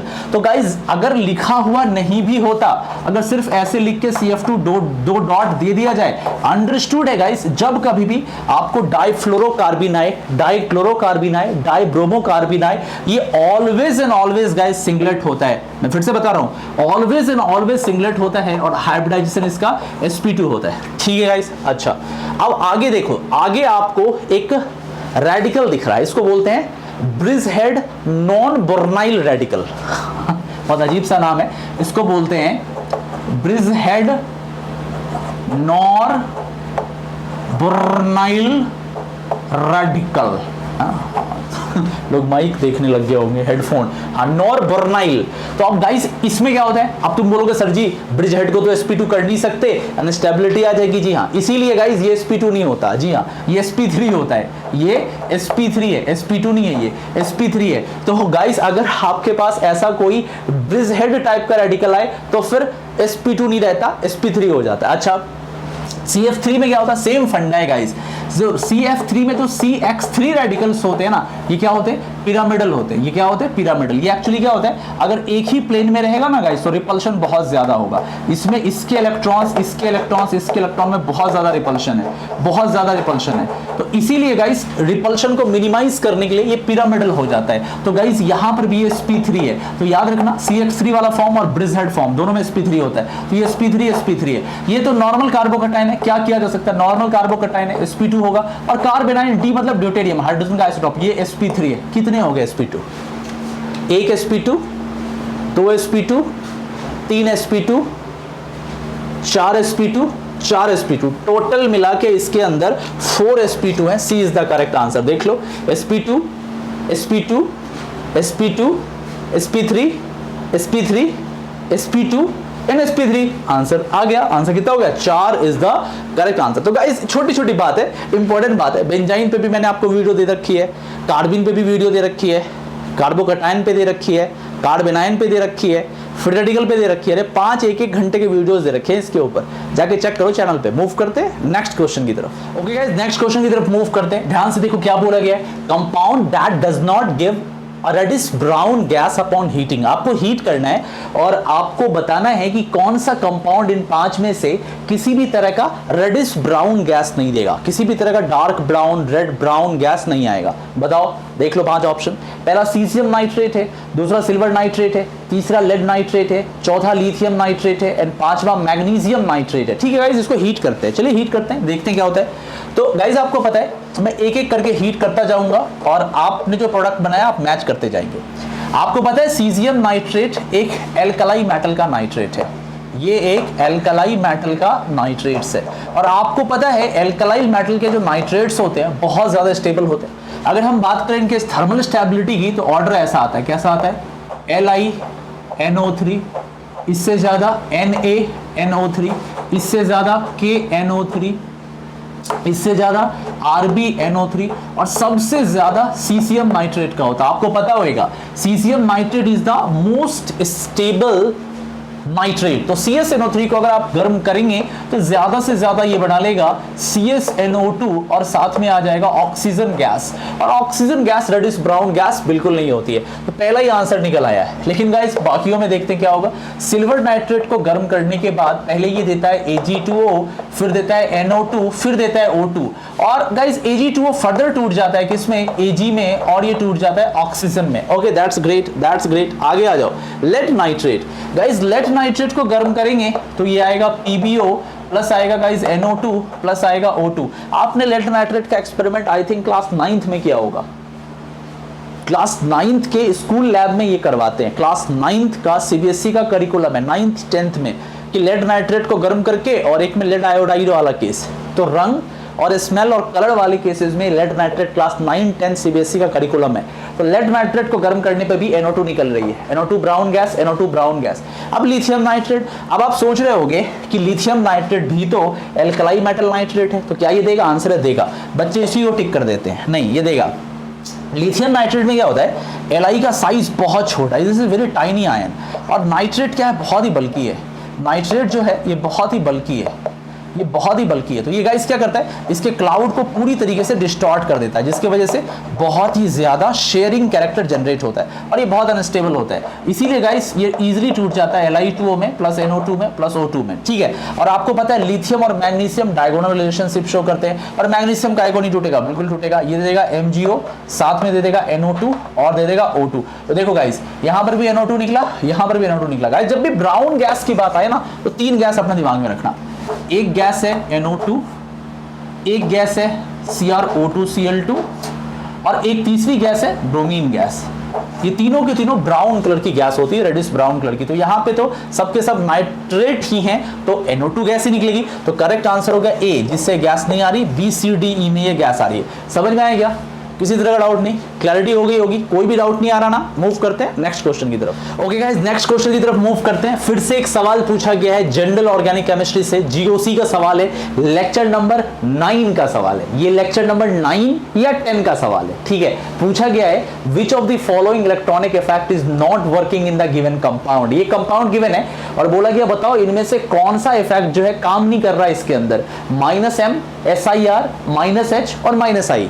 -M का मतलब नेगेटिव मेसोमेरिक इफेक्ट, SIR का मतलब asterisk inhibition of resonance, -H का मतलब रिवर्स हाइपर कंजुगेशन, -I का मतलब नेगेटिव इंडक्टिव इफेक्ट। ऐसे मिला के टोटल कितने होते हैं? 12, 1 दर्जन इलेक्ट्रॉनिक इफेक्ट्स होते हैं जो मैं पढ़ाता हूं। 1 दर्जन इलेक्ट्रॉनिक इफेक्ट्स, उसी में से 4 इफेक्ट यहाँ पे इस मॉलिक्यूल पे लगाना है और बताना है बताओ कौन सा इफेक्ट इसमें काम नहीं कर रहा है। ठीक है, आपका आंसर आ रहा होगा व्हाट, आपका आंसर आ रहा होगा -M, -H, -I। मैं बताता हूं इसमें क्या काम नहीं कर रहा। सबसे पहले आ जाओ, ये साइनाइड है। ठीक है, मैं इस बॉन्ड को जरा ऐसे लिख दे रहा हूं, देखना कैसे लिख दे रहा हूं, ऐसे ऐसे और ऐसे लिख सकता हूं? जी सर बिल्कुल लिख सकते हो।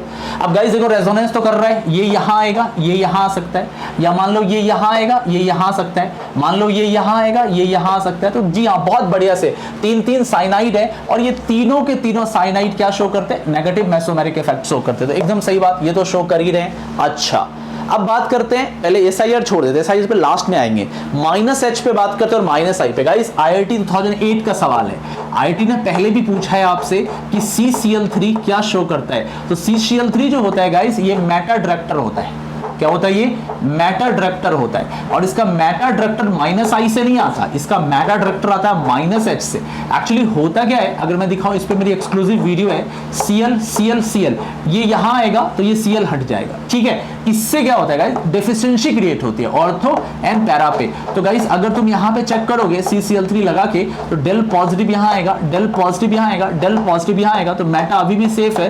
तो गाइस ये मेटा डायरेक्टर होते हैं हाइपर कंजुगेशन से। तो बिकॉज ऑफ दिस CCl3, ये CCl3 क्या कर रहा है? -H लगा रहा है, ठीक है। अब बात करते हैं -I पे। ऑब्वियसली ये sp कार्बन है, ये sp कार्बन है, ये sp कार्बन है और आपको पता है sp कार्बन की इलेक्ट्रोनेगेटिविटी 3.25 होती है, जबकि sp2 की कितनी होती है? 2.75 होती है और sp3 की 2.48 होती है। इलेक्ट्रोनेगेटिव डिफरेंस है। -I भी साइनाइड लगाता है, CCl3 भी खींचेगा, -I लगाएगा, तो -H तो देखा, -I देखा। अब आप सोच रहे हो कि SIR क्यों नहीं काम करेगा? नहीं काम करता गाइज, SIR साइनाइड में काम नहीं करता। देखो मैं दिखाता हूं, ये देखो यहां से साइनाइड है, यहां से साइनाइड है, यहां से साइनाइड है, ये काम नहीं करेगा बिकॉज ये लीनियर अलाइनमेंट है। लीनियर अलाइनमेंट समझ रहे हो? मैं तुम्हें दिखाता हूं, एक सेकंड रुको, मैं तुम्हें दिखाता हूं।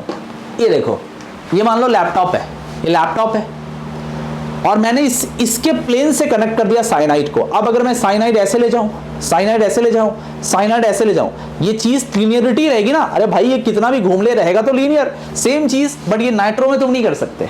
अगर यहां पे तुम नाइट्रो लगा दोगे, अगर तुम यहां पे नाइट्रो लगा दोगे, अगर इस जगह पे तुम NO2 लगा दोगे, यहां NO2 और यहां NO2, तब बोलोगे SIR काम नहीं कर रहा। तब तो काम कर रहा है बिकॉज ये लीनियर नहीं है, नॉन लीनियर ग्रुप्स है, नॉन लीनियर अलाइनमेंट शो करते हैं। यहां SIR काम कर रहा है, तो साइनाइड में SIR काम नहीं करता बिकॉज ऑफ लीनियर।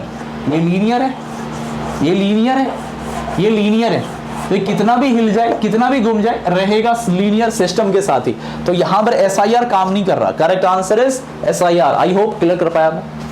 क्लियर है? तो समझ तो आ रहा है ना SIR कब काम करेगा, कब नहीं काम करेगा। जी हाँ, एसिटिलीन हो काम नहीं करेगा, साइनाइड हो काम नहीं करेगा, नाइट्रो हो काम करेगा, एसिड हो काम करेगा, टर्शरी ब्यूटाइल हो काम करेगा, मिथाइल हो काम करेगा, OR हो काम करेगा। तो ऐसे आपको लीनियर और नॉन लीनियर पता होने चाहिए। आई होप क्लियर कर पाया मैं। मूव करते हैं नेक्स्ट क्वेश्चन की तरफ। ओके गाइस, नेक्स्ट क्वेश्चन की तरफ मूव करते हैं। बहुत ही बढ़िया सा सवाल है, अगर आप इसको बहुत ध्यान से देखेंगे तो बोला गया है कि how many numbers of total water of crystallisation is present in the given vitriol.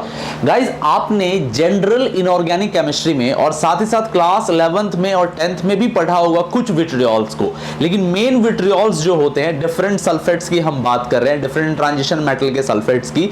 इनके साथ साथ वाटर ऑफ क्रिस्टलाइजेशन भी होता है। कई बार ट्रांजिशन मेटल नहीं होते, जैसे Mg के भी सल्फेट्स होते हैं, हम उनको भी विट्रियोल बोलते हैं। तो बेसिकली सल्फेट वाला पार्ट सल्फ्यूरिक एसिड का पार्ट आना चाहिए। तो अब गाइस सवाल पूछा गया है इन विट्रियोल के अंदर बताओ टोटल मिला के कितने वाटर ऑफ क्रिस्टलाइजेशन है? 26, 33, 42 एंड 45। बहुत ही बढ़िया सवाल है गाइस। मैं इसको ऐसे भी बता सकता हूं कि जनरल इनऑर्गेनिक केमिस्ट्री के लेक्चर 2 का सवाल है। सेकंड लेक्चर के अंदर आपको विट्रियोल पढ़ाया जाता है, उनका स्ट्रक्चर बताया जाता है, उनके अंदर कितने वाटर हैं, कैसा स्ट्रक्चर है, इन पे बात की जाती है। अब आपको लग रहा होगा green, Roman, white, red, vitriol of Mars और ब्लैक, ये क्या है भाई? तो मैं एक्सप्लेन करता हूं। देखो सबसे पहले बात करते हैं ग्रीन विट्रियोल की। ग्रीन विट्रियोल जैसा कि नाम में देख रहे हो ग्रीन है गाइस, ये होता है बेसिकली FeSO4 का, है ना, FeSO4.7H2, इसको बोलते हैं ग्रीन विट्रियोल। अच्छा, रोमन विट्रियोल किसको बोलते हैं गाइस? ये ब्लू विट्रियोल का ही नाम है, कॉपर सल्फेट .5H2, इसको बोला जाता है रोमन विट्रियोल, या हम इसको बोलते हैं क्या?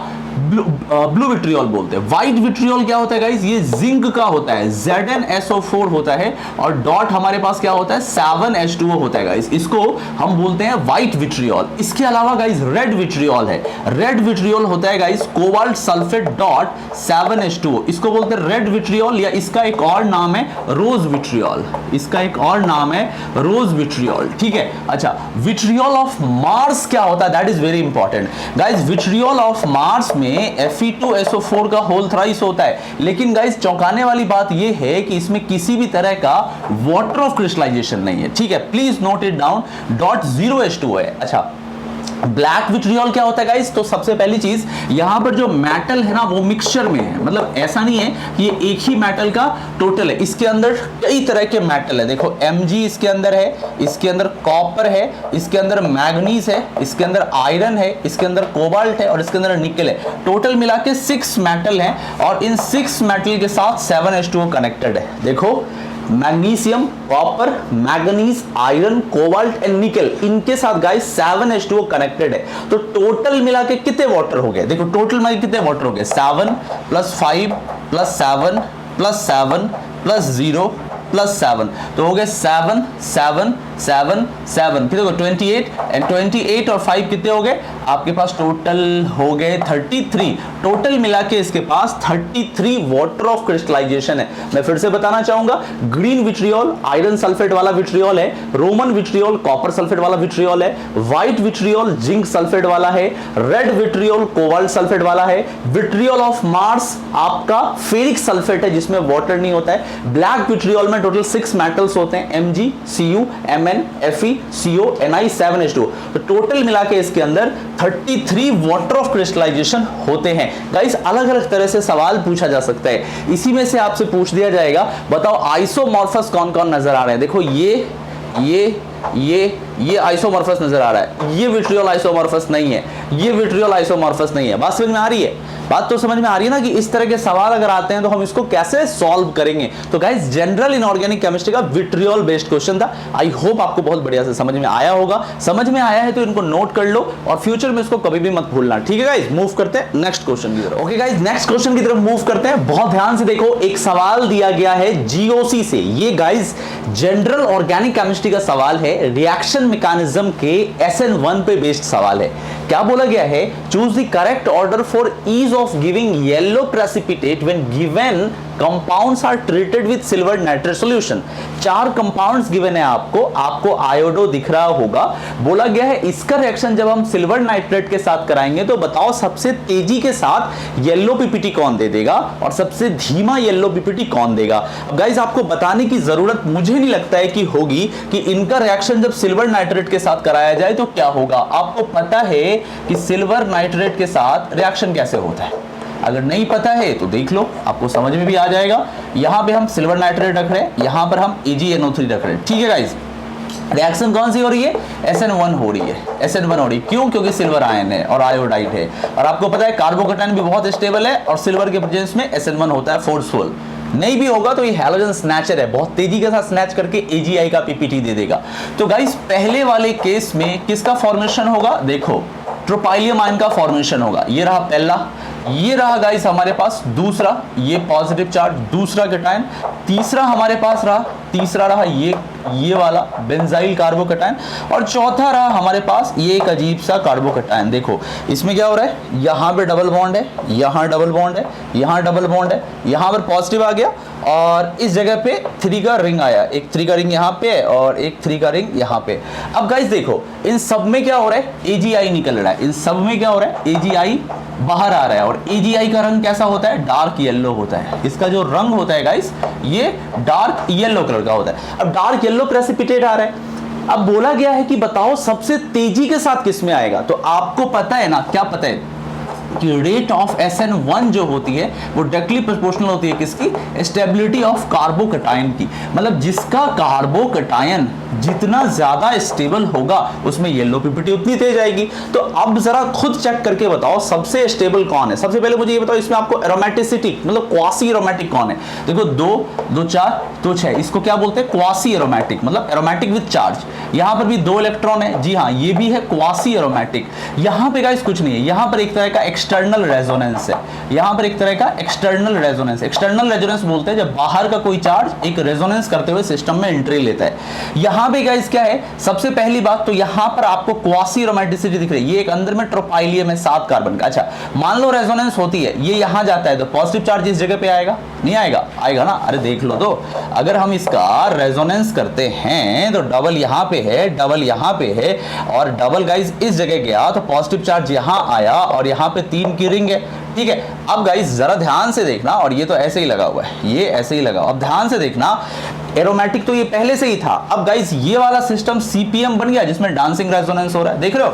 इसमें सीपीएम बन गया। सीपीएम बोले तो ये, इसको बोलते हैं सीपीएम, साइक्लोप्रोपाइल मिथाइल कार्बोकैटायन। इसमें डांसिंग रेजोनेंस काम कर रही है। तो देखो क्वासी तो ये भी था, क्वासी तो ये भी था, 6-6 का दोनों था, लेकिन इसके पास 2 एक्स्ट्रा पावर है, किसका? इस सीपीएम बनने का। एक यहां से सीपीएम, फिर से रेजोनेंस होगा तो प्लस यहां आ जाएगा, यहां से सीपीएम, सीपीएम की वजह से ये जीत जाएगा किसके ऊपर? इसके ऊपर। तो सबसे ज्यादा किसमें होगा मेरे भाई? सबसे ज्यादा होगा सबसे आसानी के साथ जिसमें येलो पीपीटी आएगी वो 4 होगा, बिकॉज इसका कार्बोकैटायन भी स्टेबल है और सब कुछ इसके फेवर में। 4 के बाद कौन आएगा? Tropylium, because tropylium is a 6 pi electron system and cyclopropenyl cation is a 2 pi electron system. तो हम प्रायोरिटी किसको देंगे? इसको देंगे। तो 4 के बाद कौन आ जाएगा? 1 आ जाएगा। अच्छा 1 के बाद कौन आएगा? अब देखो 2 और 3 में कैसे कंपेयर करेंगे? 2 एक क्वासी एरोमेटिक है, यहां पे चार्ज की वजह से एरोमेटिसिटी आ रही है, पूरे लूप में घूम जाएगा। यहां क्या है? एक्सटर्नल चार्ज है, इसकी वजह से उतनी स्टेबिलिटी नहीं आएगी। इसीलिए guys this quasi aromatic is more stable then what? Yes, benzyl. This is very very important, please note it down.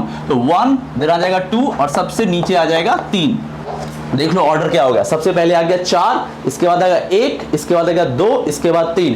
Correct answer is 4 1 2 3। I think C is the correct answer. 4 1 2 3, 4 1 2 3, ये तो था 4 1 2 3। Guys ऐसा सवाल जब भी आपके पास आए जिसमें कोई प्रेसिपिटेशन की बात की गई हो, मतलब SN1 की बात की गई हो, SN1 सुनते साथ दिमाग में क्या आना चाहिए? Rate of SN1 is directly proportional to stability of carbocation. आप सबका कार्बोकैटायन बना दो और उनकी स्टेबिलिटी कंपेयर कर दो। ये ज्यादा था क्योंकि क्वासी प्लस डांसिंग था, यहां पे सिर्फ क्वासी था। इन दोनों क्वासी में ये 6 और 2 था तो 6 बेटर हो गया।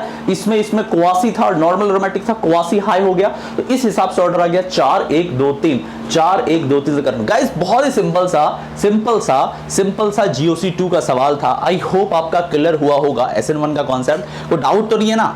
अच्छा लग रहा है तो लाइक करो और कमेंट करके बताओ कैसा लग रहा है। ठीक है गाइस, मूव करते हैं नेक्स्ट क्वेश्चन की तरफ। ओके गाइस, नेक्स्ट क्वेश्चन की तरफ मूव करते हैं। ध्यान से देखो, एक जनरल इनऑर्गेनिक केमिस्ट्री का सवाल है जहां पर एग्जिस्टेंस की बात की जाती है। लेक्चर नंबर 3 GIOC से ये सवाल दिया गया है जहां पर एग्जिस्टेंस की बात करते हैं कि किसमें हाइड्रोजन बॉन्डिंग है, कौन सॉलिड फॉर्म में पाया जाता है, कौन सा लिक्विड में, कौन सा गैसियस में, किसमें कौन सा पैरामीटर है, डायपोल इंटरेक्शन का है, आयन डायपोल किधर है। तो ये लेक्चर 3 के अंदर हम पढ़ते हैं जनरल इनऑर्गेनिक केमिस्ट्री का लेक्चर 3 का सवाल है। Choose a bicarbonate which only exist in solution and not a free existence. इसमें से कौन सा ऐसा बाइकार्बोनेट है जो केवल और केवल सॉल्यूशन में ही पाया जाता है, इनका फ्री एग्जिस्टेंस नहीं होता, मतलब सॉलिड एग्जिस्टेंस नहीं होता। जैसे एग्जांपल के तौर पे आपको पता होगा, आपने घर में देखा होगा बेकिंग पाउडर होता है, बेकिंग सोडा होता है ना। पुराने टाइम में वॉशिंग सोडा भी हुआ करता था। तो डिफरेंट टाइप्स के कार्बोनेट्स और बाइकार्बोनेट्स जो तुम रियल लाइफ में देखते हो, वैसा कार्बोनेट नहीं या वैसा बाइकार्बोनेट नहीं, वैसा कंपाउंड जो केवल और केवल सॉल्यूशन में ही पाया जाता है, वो कौन है? बहुत ही सिंपल सा सवाल है, शांत सा सवाल है। मैग्नीशियम बाइकार्बोनेट होता है, स्ट्रोंटियम भी होता है, सोडियम और पोटेशियम। देखो ये दोनों क्यों होते हैं? ये तो बहुत अच्छे खासे स्टेबल है, ये अच्छे खासे स्टेबल बाइकार्बोनेट है। और ये दोनों में क्या होता है? अच्छी खासी स्टेबिलिटी आ जाती है। इसका रीजन क्या होता है? इसका रीजन होता है हाइड्रोजन बॉन्डिंग। इनमें जबरदस्त हाइड्रोजन बॉन्डिंग पाई जाती है। बट मेरे भाई, लिथियम बाइकार्बोनेट एक ऐसा बाइकार्बोनेट है जिसका अपना कोई एग्जिस्टेंस नहीं है, ये केवल और केवल सॉल्यूशन में पाया जाता है। इसका रीजन क्या होता है कि लिथियम बहुत छोटा है, लिथियम बहुत टाइनी आयन है, it's a very tiny ion, ये बहुत ही छोटा आयन है। और बाइकार्बोनेट का क्लाउड ना बहुत डिस्पर्स्ड होता है, मतलब इसका साइज बहुत ज्यादा है, किसका? बाइकार्बोनेट का। तो लिथियम क्या करता है? इसके क्लाउड को पूरी तरीके से डिस्टॉर्ट कर देता है, जिससे बहुत ज्यादा फजांस रूल से कोवेलेंट कैरेक्टर जनरेट होता है। क्या जनरेट होता है? कोवेलेंट कैरेक्टर जनरेट होता है। किसके वजह से? FAZAN, फैजांस रूल के वजह से। तो इस रूल की वजह से इतना ज्यादा कोवेलेंट कैरेक्टर जनरेट होता है कि बाइकार्बोनेट टूट सकता है और सिस्टम अनस्टेबलाइज हो सकता है। तो इसी वजह से हम इस पूरे के पूरे सिस्टम को क्या रखते हैं, सॉल्यूशन के अंदर या पानी के अंदर रखते हैं। इससे गाइस क्या होता है, लिथियम जो है सॉल्वेट हो जाता है। इससे क्या होता है, लिथियम जो होता है वो सॉल्वेट हो जाता है। मतलब Li+ के चारों तरफ डिफरेंट प्रोटिक मीडिया, मान लो पानी है तो पानी आके जुड़ जाएगा, पानी आके जुड़ जाएगा और पानी क्या करेगा, इसको हाइड्रेट या सॉल्वेट कर देगा। तो गाइज लिथियम के जनरली जो सॉल्ट्स होते हैं आप वैसे भी देखते होगे वो मीडिया में ही, सॉल्यूशन में ही लाई करते हैं। तो लिथियम बाइकार्बोनेट एक अनस्टेबल बाइकार्बोनेट है। अगर आप रूम टेम्परेचर पे या ऑर्डिनरी कंडीशंस पे, जैसे आप इन व्हाइट पाउडर्स को आप टेस्ट ट्यूब में रखते हो, बीकर में सॉल्यूशंस बनाते हो, तो सॉल्यूशंस में ये सब के सब पाए जाएंगे। लेकिन जब सॉलिड एक्जिस्टेंस की बात आएगी तो मैग्नीशियम रहेगा, स्ट्रोंटियम रहेगा, सोडियम रहेगा, पोटेशियम भी रहेगा, पर लिथियम बाइकार्बोनेट का अपना कोई ओन एग्जिस्टेंस नहीं है। It only exist in what, solution. ऐसी बहुत सारी चीजें होती हैं। जैसे एग्जांपल के तौर पे आप H2SO4 का अपना एग्जिस्टेंस देखते हो ना, आप बहुत तरह के एसिड का देखते होगे, लेकिन कभी आपने H2SO3 देखा है लैब में? क्या आप लैब में आपने कभी देखा है कि H2SO3 का कोई बॉटल रखा हुआ है? या आपने कभी लैब में देखा है H2SO3 किसी जगह टैग लगा के लिखा हुआ है कि इसमें H2SO3 है? आंसर है नहीं। बिकॉज का रीजन है ये गाइस अनस्टेबल है, इसका ओन एग्जिस्टेंस नहीं है। ये तभी बनाया जाता है जब SO2 और वाटर एक साथ मिक्स हो। मतलब हम SO2 वाटर को ही H2SO3 बोलते हैं। तो ऐसा ही कुछ केस है LiHCO3 के साथ। ये तभी पाया जाता है जब ये सॉल्यूशन में हो, अदरवाइज ये पाया नहीं जाता। बात समझ में आ गई? क्लियर है? एकदम किसी तरह का डाउट नहीं। आई होप क्लैरिटी आ गई होगी। अब अगर मैं पूछूं इन सब में से सबसे ज्यादा पावरफुल, सबसे ज्यादा मतलब मोस्ट स्टेबल बाइकार्बोनेट कौन है, तो आपका आंसर क्या होगा जरा कमेंट करके बताना, ठीक है? ओके गाइस, मूव करते हैं नेक्स्ट क्वेश्चन की तरफ। ओके गाइस, नेक्स्ट क्वेश्चन की तरफ मूव करते हैं। फिर से एक बहुत ही खूबसूरत सवाल है, बहुत ही डिसेंट और क्लासिक सवाल है। Decreasing order of ease of removal of hydrogen from given species. Guys आपको ना एक एक हाइड्रोजन हटाना है, मतलब रेडिकल का फॉर्मेशन करना है। क्या करना है आपको? रेडिकल का फॉर्मेशन करना है ना। यहाँ पे प्रोटॉन या हाइड्राइड नहीं लिखा हुआ, या हाइड्रोजन लिखा हुआ है। मतलब आपको हाइड्रोजन हटाना है एक इलेक्ट्रॉन के साथ, मतलब रेडिकल बनाना है और ईज पूछा गया। तो गाइस हमें क्या करना है, यहाँ अगर आप बहुत ध्यान से देखो तो चार तरह के हाइड्रोजन है, HC, HB, HA और HD। आपको इन हाइड्रोजन्स को हटाना है और बताना है कि कौन सा हाइड्रोजन सबसे आसानी से हटेगा, डिक्रीजिंग ऑर्डर में हटते हुए कौन सा सबसे मुश्किल में हटेगा। तो चार तरह के हाइड्रोजन दिख रहे हैं, फिर से देखो HA, HB, HC, HD। अब उसका डिक्रीजिंग ऑर्डर बताना है। अब गाइस देखो, आपको पता है कि बॉन्ड डिसोसिएशन एनर्जी BDE जितनी कम होगी, इसका मतलब है जो रेडिकल बन रहा है उसकी स्टेबिलिटी उतनी ज्यादा है। मतलब अगर हाइड्रोजन को मैं हटाता हूं और जो मैं रेडिकल बनाता हूं वो रेडिकल स्टेबल होना चाहिए। समझ में आ रही बात? नहीं आ रही समझ में बात? देखो, अगर मान लो कि CH3 है और मान लो CH2 और यहां पर H लगा हुआ है, और अगर मान लो CH3 है, CH है, यहां H लगा हुआ है, और मैं बोलूं दोनों में से हाइड्रोजन किसको हटाना आसान होगा, तो आप पहले हाइड्रोजन हटा दो। पहले तो हटाएं तब तो सोचेंगे किसका आसान होगा। तो इसमें क्या बनेगा, CH3 बनेगा, CH2 डॉट बनेगा। इसमें क्या बनेगा, CH3 CH डॉट और CH3 बनेगा। अब बताओ पहले में और दूसरे में सबसे ज्यादा स्टेबल कौन है? आंसर है ये वाला ज्यादा स्टेबल है, बिकॉज इसमें 6 अल्फा हाइड्रोजन है। तो 6 अल्फा हाइड्रोजन का हाइपर कंजुगेशन है और साथ ही साथ इंडक्टिव भी ज्यादा है। इसमें 3 अल्फा हाइड्रोजन है और इंडक्टिव भी कम है, तो ये ज्यादा स्टेबल है। This is more stable. तो मोर स्टेबल है तो इसका ईज जो होगा हटाने का वो क्या होगा, इजिली, आसानी से होगा, ज्यादा होगा। सेम कॉन्सेप्ट यहां लगाओ। पहले ये बताओ, अगर मैं हाइड्रोजन हटाऊं तो कहां से हाइड्रोजन हटाना सबसे आसान होगा? पहले मेरा सवाल का ये आंसर दो, सबसे आसानी से कहां से हटेगा? देखो, अगर तुम HB हटाते हो, लेट्स से HB हटाते हो, तो क्या होगा, 3 डिग्री बन रहा है। अगर मैं HB को हटाता हूं तो यहां पे 3 डिग्री रेडिकल बन रहा है। देख लो ना, HB को हटाओ तो 3 डिग्री रेडिकल बना, और ये रेडिकल ये इतना लंबा रेजोनेंस है, देख लो इस रेडिकल का। एक तो 3 डिग्री है, पहली बात तो ये 3 डिग्री है, यहां पे हटाया तो। दूसरा, ये इतना लंबा रेजोनेंस है किसके साथ, HB के साथ। तो HB मोस्ट स्टेबल है, HB मोस्ट स्टेबल है। आगे आओ, अब जरा बात करते हैं HD की। तो HD में गाइस क्या हो रहा है, देखो HD में और HA में कैसे कंपेयर करेंगे। देखो HD में भी बहुत ही लंबा रेजोनेंस है, 2 डिग्री है, सबसे लंबा रेजोनेंस है HD में। अगर HA और HD में कंपेयर करते हैं, HA क्या है, नॉर्मल 2 डिग्री है और इसमें रेजोनेंस इस साइड काम कर रहा है, इस साइड से लूप नहीं बन रहा। तो HD और HA में ज्यादा कौन होगा, HD होगा। फिर से चेक करो, फिर से चेक करो, HB में 3 डिग्री था और सबसे लंबा रेजोनेंस था, HD में 2 डिग्री है और छोटा सा रेजोनेंस है, ठीक ठाक सा रेजोनेंस है, रिंग के साथ रेजोनेंस कर रहा है बेंजाइलिक पोजीशंस पे। HA भी बेंजाइलिक पोजीशंस पे, बट ये 2 डिग्री है। तो हम इस 2 डिग्री और इस 2 डिग्री में कैसे हमने कंपेयर किया? अब बोलोगे आप सर जी HD और HA में कैसे कंपेयर किया? हमने एक तो कंपेयर किया अल्फा हाइड्रोजन के हिसाब से। अगर तुम चेक करके देखो तो इस HA में कितने अल्फा हाइड्रोजन नजर आ रहे हैं? एक अल्फा हाइड्रोजन नजर आ रहे हैं। इस HD में कितने अल्फा हाइड्रोजन नजर आ रहे हैं? 3 नजर आ रहे हैं। तो हाइपर कंजुगेशन ज्यादा पावरफुल होता है, तो 3 इसमें और इसमें मात्र केवल और केवल 1 है, तो 3 की प्रायोरिटी ज्यादा दी जाएगी A के कंपैरिजन में। तो हमारे पास क्या हो गया? HD, इसके बाद आ गया HA। अच्छा, HC में सबसे ज्यादा एनर्जी लगेगी, बिकॉज अगर हम HC को हटाते हैं तो क्या होगा? बेंजीन रिंग के ऊपर रेडिकल आएगा जो कि अनस्टेबल होता है, ये अनस्टेबल होता है, तो इसको हटाने में सबसे ज्यादा एनर्जी लगेगी। तो हमारे पास होगा HC। फिर से समझा रहा हूं, समझना। HB में 3 डिग्री बना और सबसे लंबा रेजोनेंस है। HD और HA दोनों का दोनों बेंजाइलिक है, बट यहां पर अल्फा हाइड्रोजन ज्यादा है, 3 अल्फा हाइड्रोजन है। इसके कंपैरिजन में ये अल्फा कार्बन है, यहां तो अल्फा पे तो है ही नहीं, ये अल्फा कार्बन है और यहां पर मात्र एक ही अल्फा है। तो इसका मतलब है ज्यादा अल्फा मतलब ज्यादा स्टेबिलिटी, मतलब हटाना आसान। तो कौन होगा? HD। HD के बाद कौन आएगा? HA। तो HB, HD, HA और HC।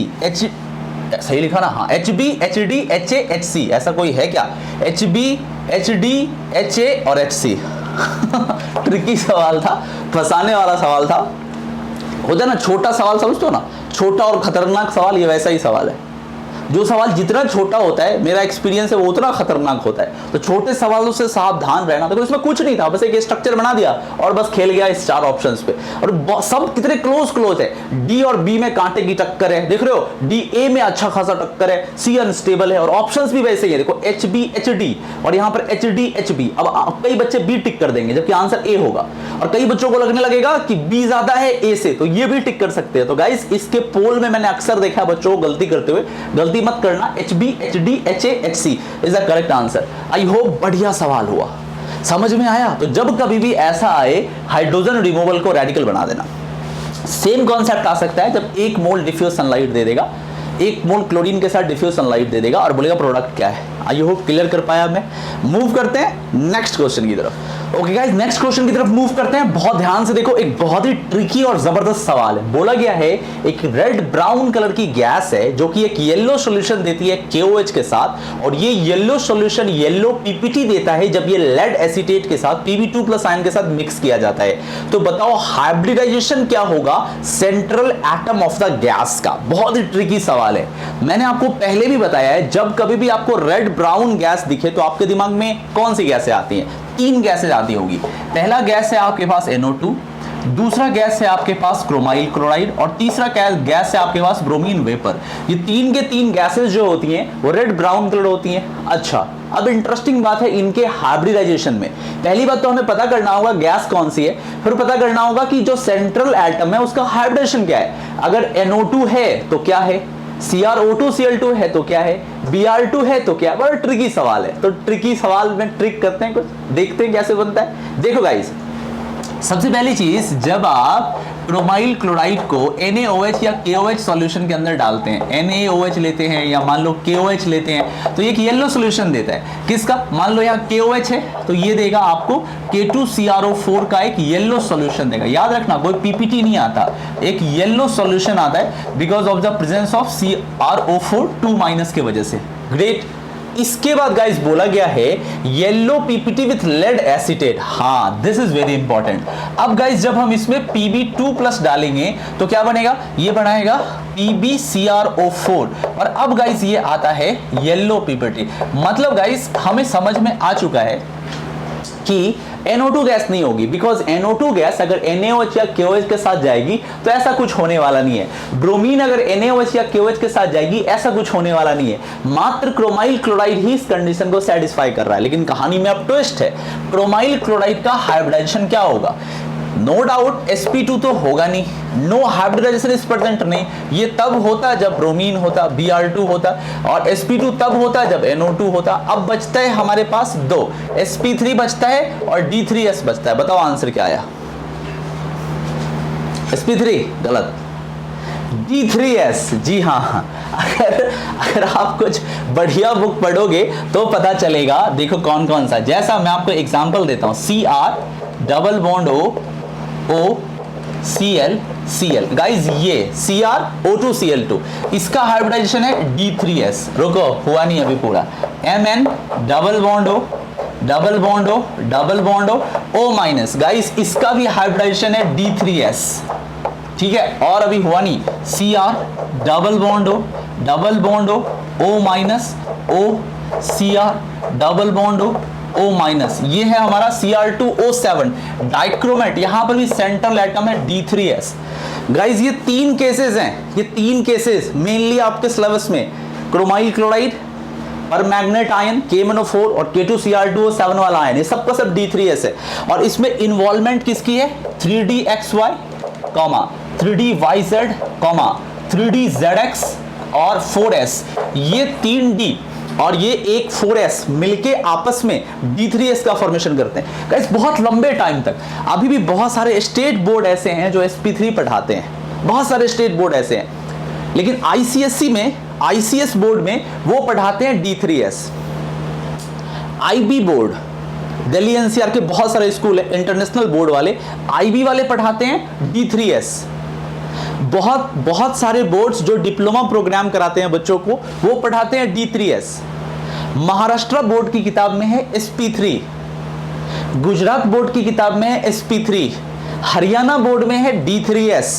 तो गाइज एक्चुअली ये बहुत लॉजिकल क्वेश्चन है। अगर कभी आप अच्छे से बढ़िया बुक्स पढ़ेंगे, जैसे JDL पढ़ेंगे, या अगर आप इंटरनेट सर्च करेंगे, तो आपको बहुत चौंकाने वाले रिजल्ट नजर आएंगे कि D3S होता है इसका, ना कि sp3 होता है। शेप वही आता है, शेप इसमें भी टेट्राहीड्रल है, ये भी इसमें भी टेट्राहीड्रल है, बट ऑर्बिटल का इन्वॉल्वमेंट अलग अलग है। अभी भी अगर आपको समझ में नहीं आया तो आप एक बार गूगल पे जाके लिखना क्या, tetrahedral complexes by IITian explains, या YouTube में जाके लिखो tetrahedral complexes by IITian explains या बाय MKS सर। आपको टेट्राहीड्रल कॉम्प्लेक्स पे डिटेल वीडियो आएगी, वहां मैंने आपको बताया है D3S का एक्चुअल लोचा क्या है, ऑर्बिटल कैसे मिलते हैं, एनर्जी पैटर्निंग कैसे होती है और भी डिफरेंट शेप्स कैसे आते हैं। तो आई होप ये कभी भी आपका गलत नहीं होगा। इसका करेक्ट आंसर है D3S, ना कि sp3, ना कि sp2, ना कि नो।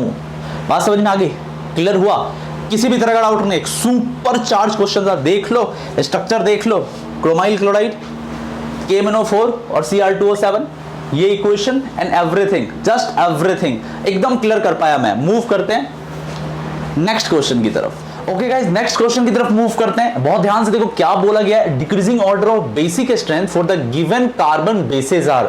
सबसे पहली चीज गाइस, तुम एग्री करते होगे कि 1 2 3 4 जो है ये कार्बन बेसिस है। कार्बन बेसिस का मतलब होता है जब कार्बन के पास लोन पेयर या नेगेटिव चार्ज आता हो विद कंप्लीट ऑक्टेट, तो वो बेस के जैसा काम कर सकता है। जैसे कि कुछ बहुत ही नोन बेसिस को तुम जानते हो, जैसे एग्जांपल के तौर पे तुम CH3 माइनस को जानते हो, बहुत ही कमाल का बेस होता है। तुम CH3 CH2 माइनस को जानते हो, बहुत ही कमाल का बेस होता है।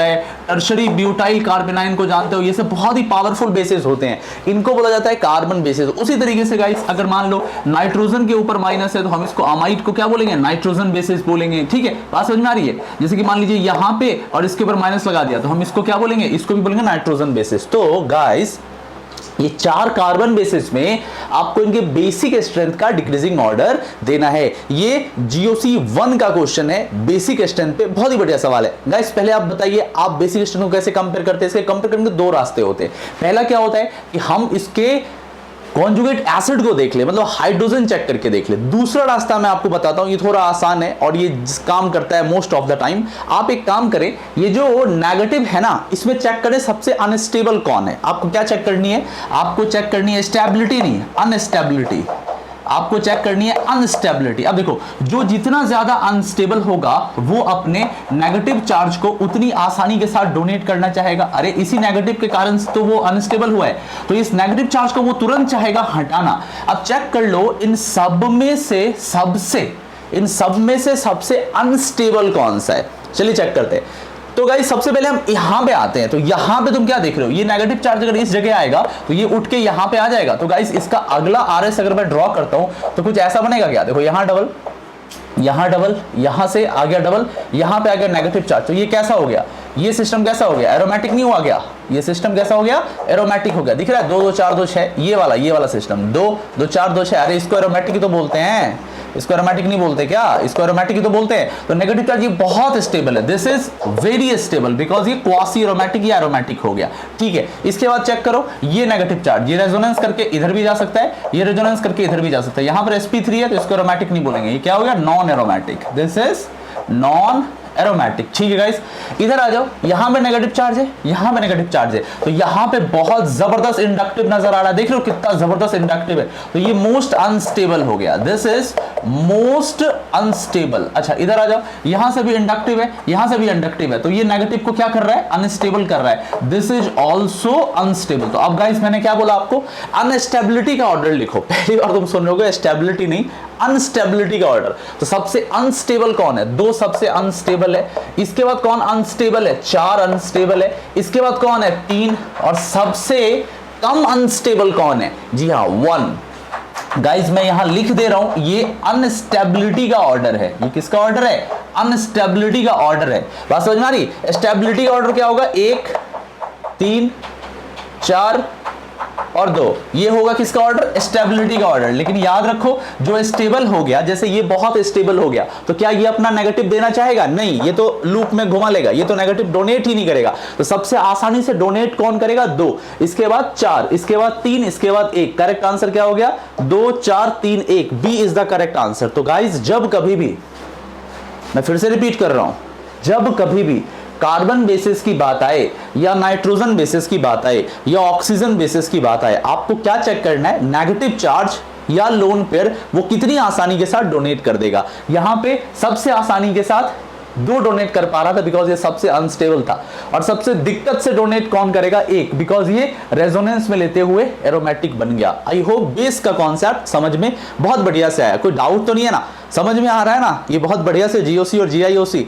ओके गाइस मूव करते हैं नेक्स्ट क्वेश्चन की तरफ। ओके गाइस नेक्स्ट क्वेश्चन की तरफ मूव करते हैं। जनरल इनऑर्गेनिक केमिस्ट्री के लेक्चर नंबर 5 से पूछा गया सवाल। गाइस लेक्चर नंबर 5 में जीआईओसी में आपको बताया जाता है डिफरेंट मेटल्स और उनके कैरेक्टरिस्टिक्स, लाइक कौन ऑक्साइड बनाता है, कौन पेरोक्साइड बनाता है, कौन सुपर ऑक्साइड बनाता है, कौन पैरा है, कौन डाई है, किसका रंग कैसा है, कौन किस चीज में काम आता है, और ये किस तरीके से बाकी इनऑर्गेनिक केमिस्ट्री के चैप्टर को लिंक या रिलेट करता है, ये लेक्चर नंबर 5 के जीआईओसी में आपको समझाया जाता है। तो ये लेक्चर नंबर 5 का सवाल है कि एक मेटल एक्स है जो कि कंबाइन होता है एयर के साथ और एक ऑक्साइड फॉर्म करता है, और ये जो ऑक्साइड है रिएक्ट करता है पानी के साथ बहुत तेजी से और प्रोड्यूस करता है गैस जो कि बहुत आराम से इजीली एब्जॉर्ब हो जाती है 1 2 3 ट्राइहाइड्रोक्सीफिनॉल में। 1 2 3 ट्राइहाइड्रोक्सीफिनॉल तो आप जानते होंगे ना, क्या होता है, पायरोगैलॉल, उसमें एब्जॉर्ब हो जाती है। तो बताओ मेटल कौन सा है, बढ़िया सवाल है। गाइस सबसे पहले आप बात बताओ, जैसे ही इसने लिखा है कि ये गैस एब्जॉर्ब हो जाती है पायरोगैलॉल में, मतलब गैस नो डाउट कौन सी होगी, ऑक्सीजन गैस होगी। ये गैस कौन सी गैस है, ऑक्सीजन गैस है। ऑक्सीजन गैस ही 1 2 3 ट्राइहाइड्रोक्सीफिनॉल मतलब पायरोगैलॉल में एब्जॉर्ब होती है, ठीक है। मेटल आइडेंटिफाई करना है। गाइस एक बात बताओ, मेटल का रिएक्शन जब हम ऑक्सीजन के साथ करते हैं तो तरह तरह के केसेस हैं। हो सकता है गाइस ये क्या बना ले, M2O बना ले। हो सकता है गाइस मेटल ऑक्सीजन से रिएक्ट करके क्या बना ले, M2O2 बना ले। इसको बात करेंगे इस पे। हो सकता है ये इससे रिएक्ट करके MO2 बना ले, ये केसेस पॉसिबल है। इसको बोलते हैं नॉर्मल ऑक्साइड, इसको बोलते हैं नॉर्मल ऑक्साइड, इसको बोलते हैं पेरोक्साइड, इसको बोलते हैं पेरोक्साइड, और इसको बोलते हैं सुपर ऑक्साइड। इसको क्या बोलते हैं, सुपर ऑक्साइड बोलते हैं। अब जरा हो सकता है कि मेटल अलग अलग तरह के ऑक्साइड बनाए। जैसे एग्जांपल के तौर पे सोडियम जनरली मेजर पेरोक्साइड बनाता है, सोडियम मेजर में जो बनाता है वो पेरोक्साइड बनाता है। पोटेशियम मेजर जो बनाता है वो सुपर ऑक्साइड बनाता है। लिथियम मेजर जो बनाता है वो ऑक्साइड बनाता है। और MgCO क्या बनाते हैं, ऑक्साइड बनाते हैं। तो गाइस अब हमें पता होना चाहिए कि पेरोक्साइड, सुपर ऑक्साइड, ऑक्साइड में कौन वाटर के साथ रिएक्ट करके ऑक्सीजन देगा। वेरी सिंपल, और वो है पोटेशियम सुपर ऑक्साइड, KO2। बहुत ही फेमस रिएक्शन है। KO2 गाइस जब वाटर से रिएक्ट करता है तो पता है ये क्या बनाता है, ये बनाता है KOH और साथ में देता है H2O। This is very important. Potassium super oxide पानी के साथ रिएक्ट करके H2O देता है, और गाइस सॉरी ये ऑक्सीजन देता है, नॉट वाटर, ऑक्सीजन गैस देता है, ऑक्सीजन के बुलबुले निकलते हैं। Guys this is, I am again repeating, this is very very important. Potassium super oxide water के साथ रिएक्ट करके KOH और ऑक्सीजन के बबल्स देता है। मैं इसको एक एक्सपेरिमेंट से और समझा सकता हूं जो एडवांस में काम आएगा। मान लीजिए आपको बोला जाता है कि 3 टेस्ट ट्यूब है, ये एडवांस में खूब काम आएगा। 3 टेस्ट ट्यूब है, 3 टेस्ट ट्यूब है, पहला टेस्ट ट्यूब A, दूसरा टेस्ट ट्यूब B, तीसरा टेस्ट ट्यूब C है। और आपको बोला गया इनमें एक सैंपल डाला गया है अननोन पाउडर, इसमें एक अननोन पाउडर डाला गया है। एक अननोन पाउडर X है, दूसरा Y है और तीसरा Z है। और इसमें क्या है, टेस्ट ट्यूब में वाटर रखा हुआ। तो इन 3 टेस्ट ट्यूब में पानी है और आपको एक अननोन पाउडर डाला गया है और बोला गया बताओ कौन सा अननोन पाउडर ऑक्साइड था, कौन सा पेरोक्साइड था, कौन सा सुपर ऑक्साइड था। तो हम कैसे बताएंगे, देखो अगर इस पाउडर को डालने के बाद, अगर इस पाउडर को डालने के बाद नो गैस इवॉल्व, किसी तरह की गैस ना निकले, तो हम बोलेंगे भाई ये नॉर्मल ऑक्साइड था। क्योंकि जो नॉर्मल ऑक्साइड होते हैं ना, जैसे कि नॉर्मल ऑक्साइड, मान लो कि तुम्हारे पास Li2O है, इसको H2O में डालोगे तो सिंपली LiOH बनाएगा और कुछ नहीं होगा, इसमें किसी तरह का कोई गैस नहीं निकलेगा। तो नो गैस का मतलब हो गया ऑक्साइड, नॉर्मल ऑक्साइड। अच्छा अब देखो, ध्यान से देखो, अगर तुमने उस अननोन सॉलिड को पानी में डाला, पानी में डालने के बाद कोई गैस ना निकली, नो गैस, बट जैसे ही तुमने वार्म किया, इस टेस्ट ट्यूब को हल्का सा गर्म किया बर्नर पे, तो गैस निकलने लगे, तो समझ जाना वो तुम्हारे पास क्या था, पेरोक्साइड था। क्योंकि गाइस ऐसा होता है कि अगर तुम पेरोक्साइड लोगे, जैसे कि मान लो Na2O2 लेते हो और इसको H2O के साथ रिएक्ट कराओगे ना गाइस, तो ये बना लेगा NaOH, साथ में बना लेगा H2O2 बना लेगा। और जब वार्म करते हो ना, हल्का सा गर्म करते हो ना, तो H2O2 टूट जाता है H2O और ऑक्सीजन में। तो अगर गर्म करने के बाद कोई गैस निकलने लगे, हीट करने के बाद कोई गैस निकलने लगे, तो हम बोलेंगे भाई वो जो सॉलिड था, वो जो पाउडर था, वो पेरोक्साइड था। और जैसे ही हमने सॉलिड डाला, सॉलिड डालते साथ अगर गैस निकलने लगे, ऑक्सीजन गैस जो पायरोगैलोल में एब्जॉर्ब हो जाए, तो हम क्या बोलेंगे, वो सुपर ऑक्साइड था। तुम देख पा रहे हो, दिस इज सुपर ऑक्साइड। देख रहे हो, जैसे ही पानी में मिक्स किया, ये ऑक्सीजन गैस देने लगा। अब यहां आ जाओ, बिल्कुल सिंपल है, जरा बताओ, तुम खुद बताओ, सोडियम पेरोक्साइड बना रहा है तो क्या होगा, नॉर्मली डालते साथ कोई गैस नहीं निकलेगा, so this is wrong. Potassium, जी हाँ, ये सुपर ऑक्साइड बनाता तुरंत गैस देगा। लिथियम ऑक्साइड, ना बाबा ना, ये दोनों ना ना। करेक्ट आंसर क्या हो गया, करेक्ट आंसर हमारे पास हो गया potassium is the correct answer. I hope समझा पाया मैं। मूव करता हूं नेक्स्ट क्वेश्चन की तरफ। ओके गाइस, नेक्स्ट क्वेश्चन की तरफ मूव करते हैं। बहुत ही बढ़िया सवाल है जनरल ऑर्गेनिक केमिस्ट्री से। और गाइस इस सवाल को देख के आपको थोड़ी थोड़ी फील आ रही होगी लास्ट 10 ईयर के जेई एडवांस की भी। इसे जेई एडवांस में भी लास्ट ईयर सवाल नजर आए हैं। लास्ट 10 ईयर की अगर मैं बात करूं, 2013 से 10 ईयर तो छोड़ो, 2013 से 2019 के बीच में ही आपको सवाल मिल जाएंगे ऐसे। How many of the given compounds can give bubbles of CO2 when they will react with NaHCO3 solution. जब इन एसिडिक स्पीसीज का रिएक्शन सोडियम बाइकार्बोनेट के साथ करवाया जाएगा, तो बताइए कि कितने ऐसे स्पीसीज हैं जो कि कार्बन डाइऑक्साइड के बुलबुले देंगे। गाइस इसका कोई पैरामीटर है? पहली बात तो जो मिनरल एसिड होते हैं, जैसे कि मान लीजिए HCl है, जैसे कि मान लीजिए H2SO4 है, जैसे कि नाइट्रिक एसिड्स है, ये सब बाइकार्बोनेट से रिएक्ट करते हैं और कार्बन डाइऑक्साइड के बबल्स देते हैं। इसमें किसी तरह का डाउट नहीं है। सवाल पैदा होता है कि ऑर्गेनिक एसिड में कब होगा। तो गाइस जनरली वैसे एसिड जो कार्बोनिक एसिड से ज्यादा एसिडिक स्ट्रेंथ रखते हैं, मतलब एक बाउंड्री पे हमने रखा है H2CO3 को, H2CO3 से जो ज्यादा एसिडिक होगा वो आपको CO2 के बबल्स दे के रहेगा। अब सवाल फिर से पैदा होता है कि सर जी हमें कैसे पता चलेगा कि कौन सा एसिडिक कंपाउंड कार्बोनिक एसिड से ज्यादा एसिडिक है। हमारे पास थोड़ी ना पीएच के लिए एग्जाम में होगा या पीके वैल्यू होगा जो हम चेक कर ले। तो गाइस इसके लिए मैं आपको कुछ हैंडी टूल्स बताता हूं, कुछ शॉर्टकट्स बताता हूं जो आपको मोस्ट ऑफ द टाइम काम आएगा। पहली चीज गाइस, जितने भी कार्बोऑक्सिलिक एसिड होंगे, चाहे वो एलिफेटिक हो या एरोमेटिक हो, कार्बोऑक्सिलिक एसिड वो most of the time generally हम बोल सकते हैं जनरल सेंस में वो आपको CO2 के बबल्स देंगे। फॉर्मिक हो गया, एसिटिक हो गया, बेंजोइक हो गया, साइक्लोहेक्सेन कार्बोऑक्सिलिक हो गया, इस तरह के जो एसिड है, फिनाइल एसिटिक एसिड हो गए, ये सब के सब CO2 बबल्स देते हैं जब इनका रिएक्शन हम बाइकार्बोनेट सॉल्यूशन के साथ करते हैं या टेस्ट ट्यूब में लेकर शेक कर देते हैं तो CO2 का बबल आता है। लेकिन गाइस और कुछ केसेस क्या है, फिनॉल नहीं देता। लेकिन फिनॉल में अगर ऑर्थो और पैरा पोजीशंस पे एक एक नाइट्रो लगा दोगे, दोनों पे एक एक होना चाहिए, एक में काम नहीं चलेगा। ऑर्थो नाइट्रोफिनॉल पे काम नहीं चलेगा, पैरा नाइट्रोफिनॉल पे भी काम नहीं चलेगा। एग्जाम IIT पूछ चुकी है, 2 लगा होना जरूरी है। 3 लगा दो तो 0.38 pK हो गया, तब तो बवाल का एपिक्रिक एसिड देके ही रहेगा। एसिटिलीन्स नहीं देते, अमाइड्स नहीं देते, सल्फोनामाइड्स नहीं देते, ये सब नहीं देते। चलिए अब हम जरा चेक करते हैं। अल्कोहल तो देखा ही नहीं।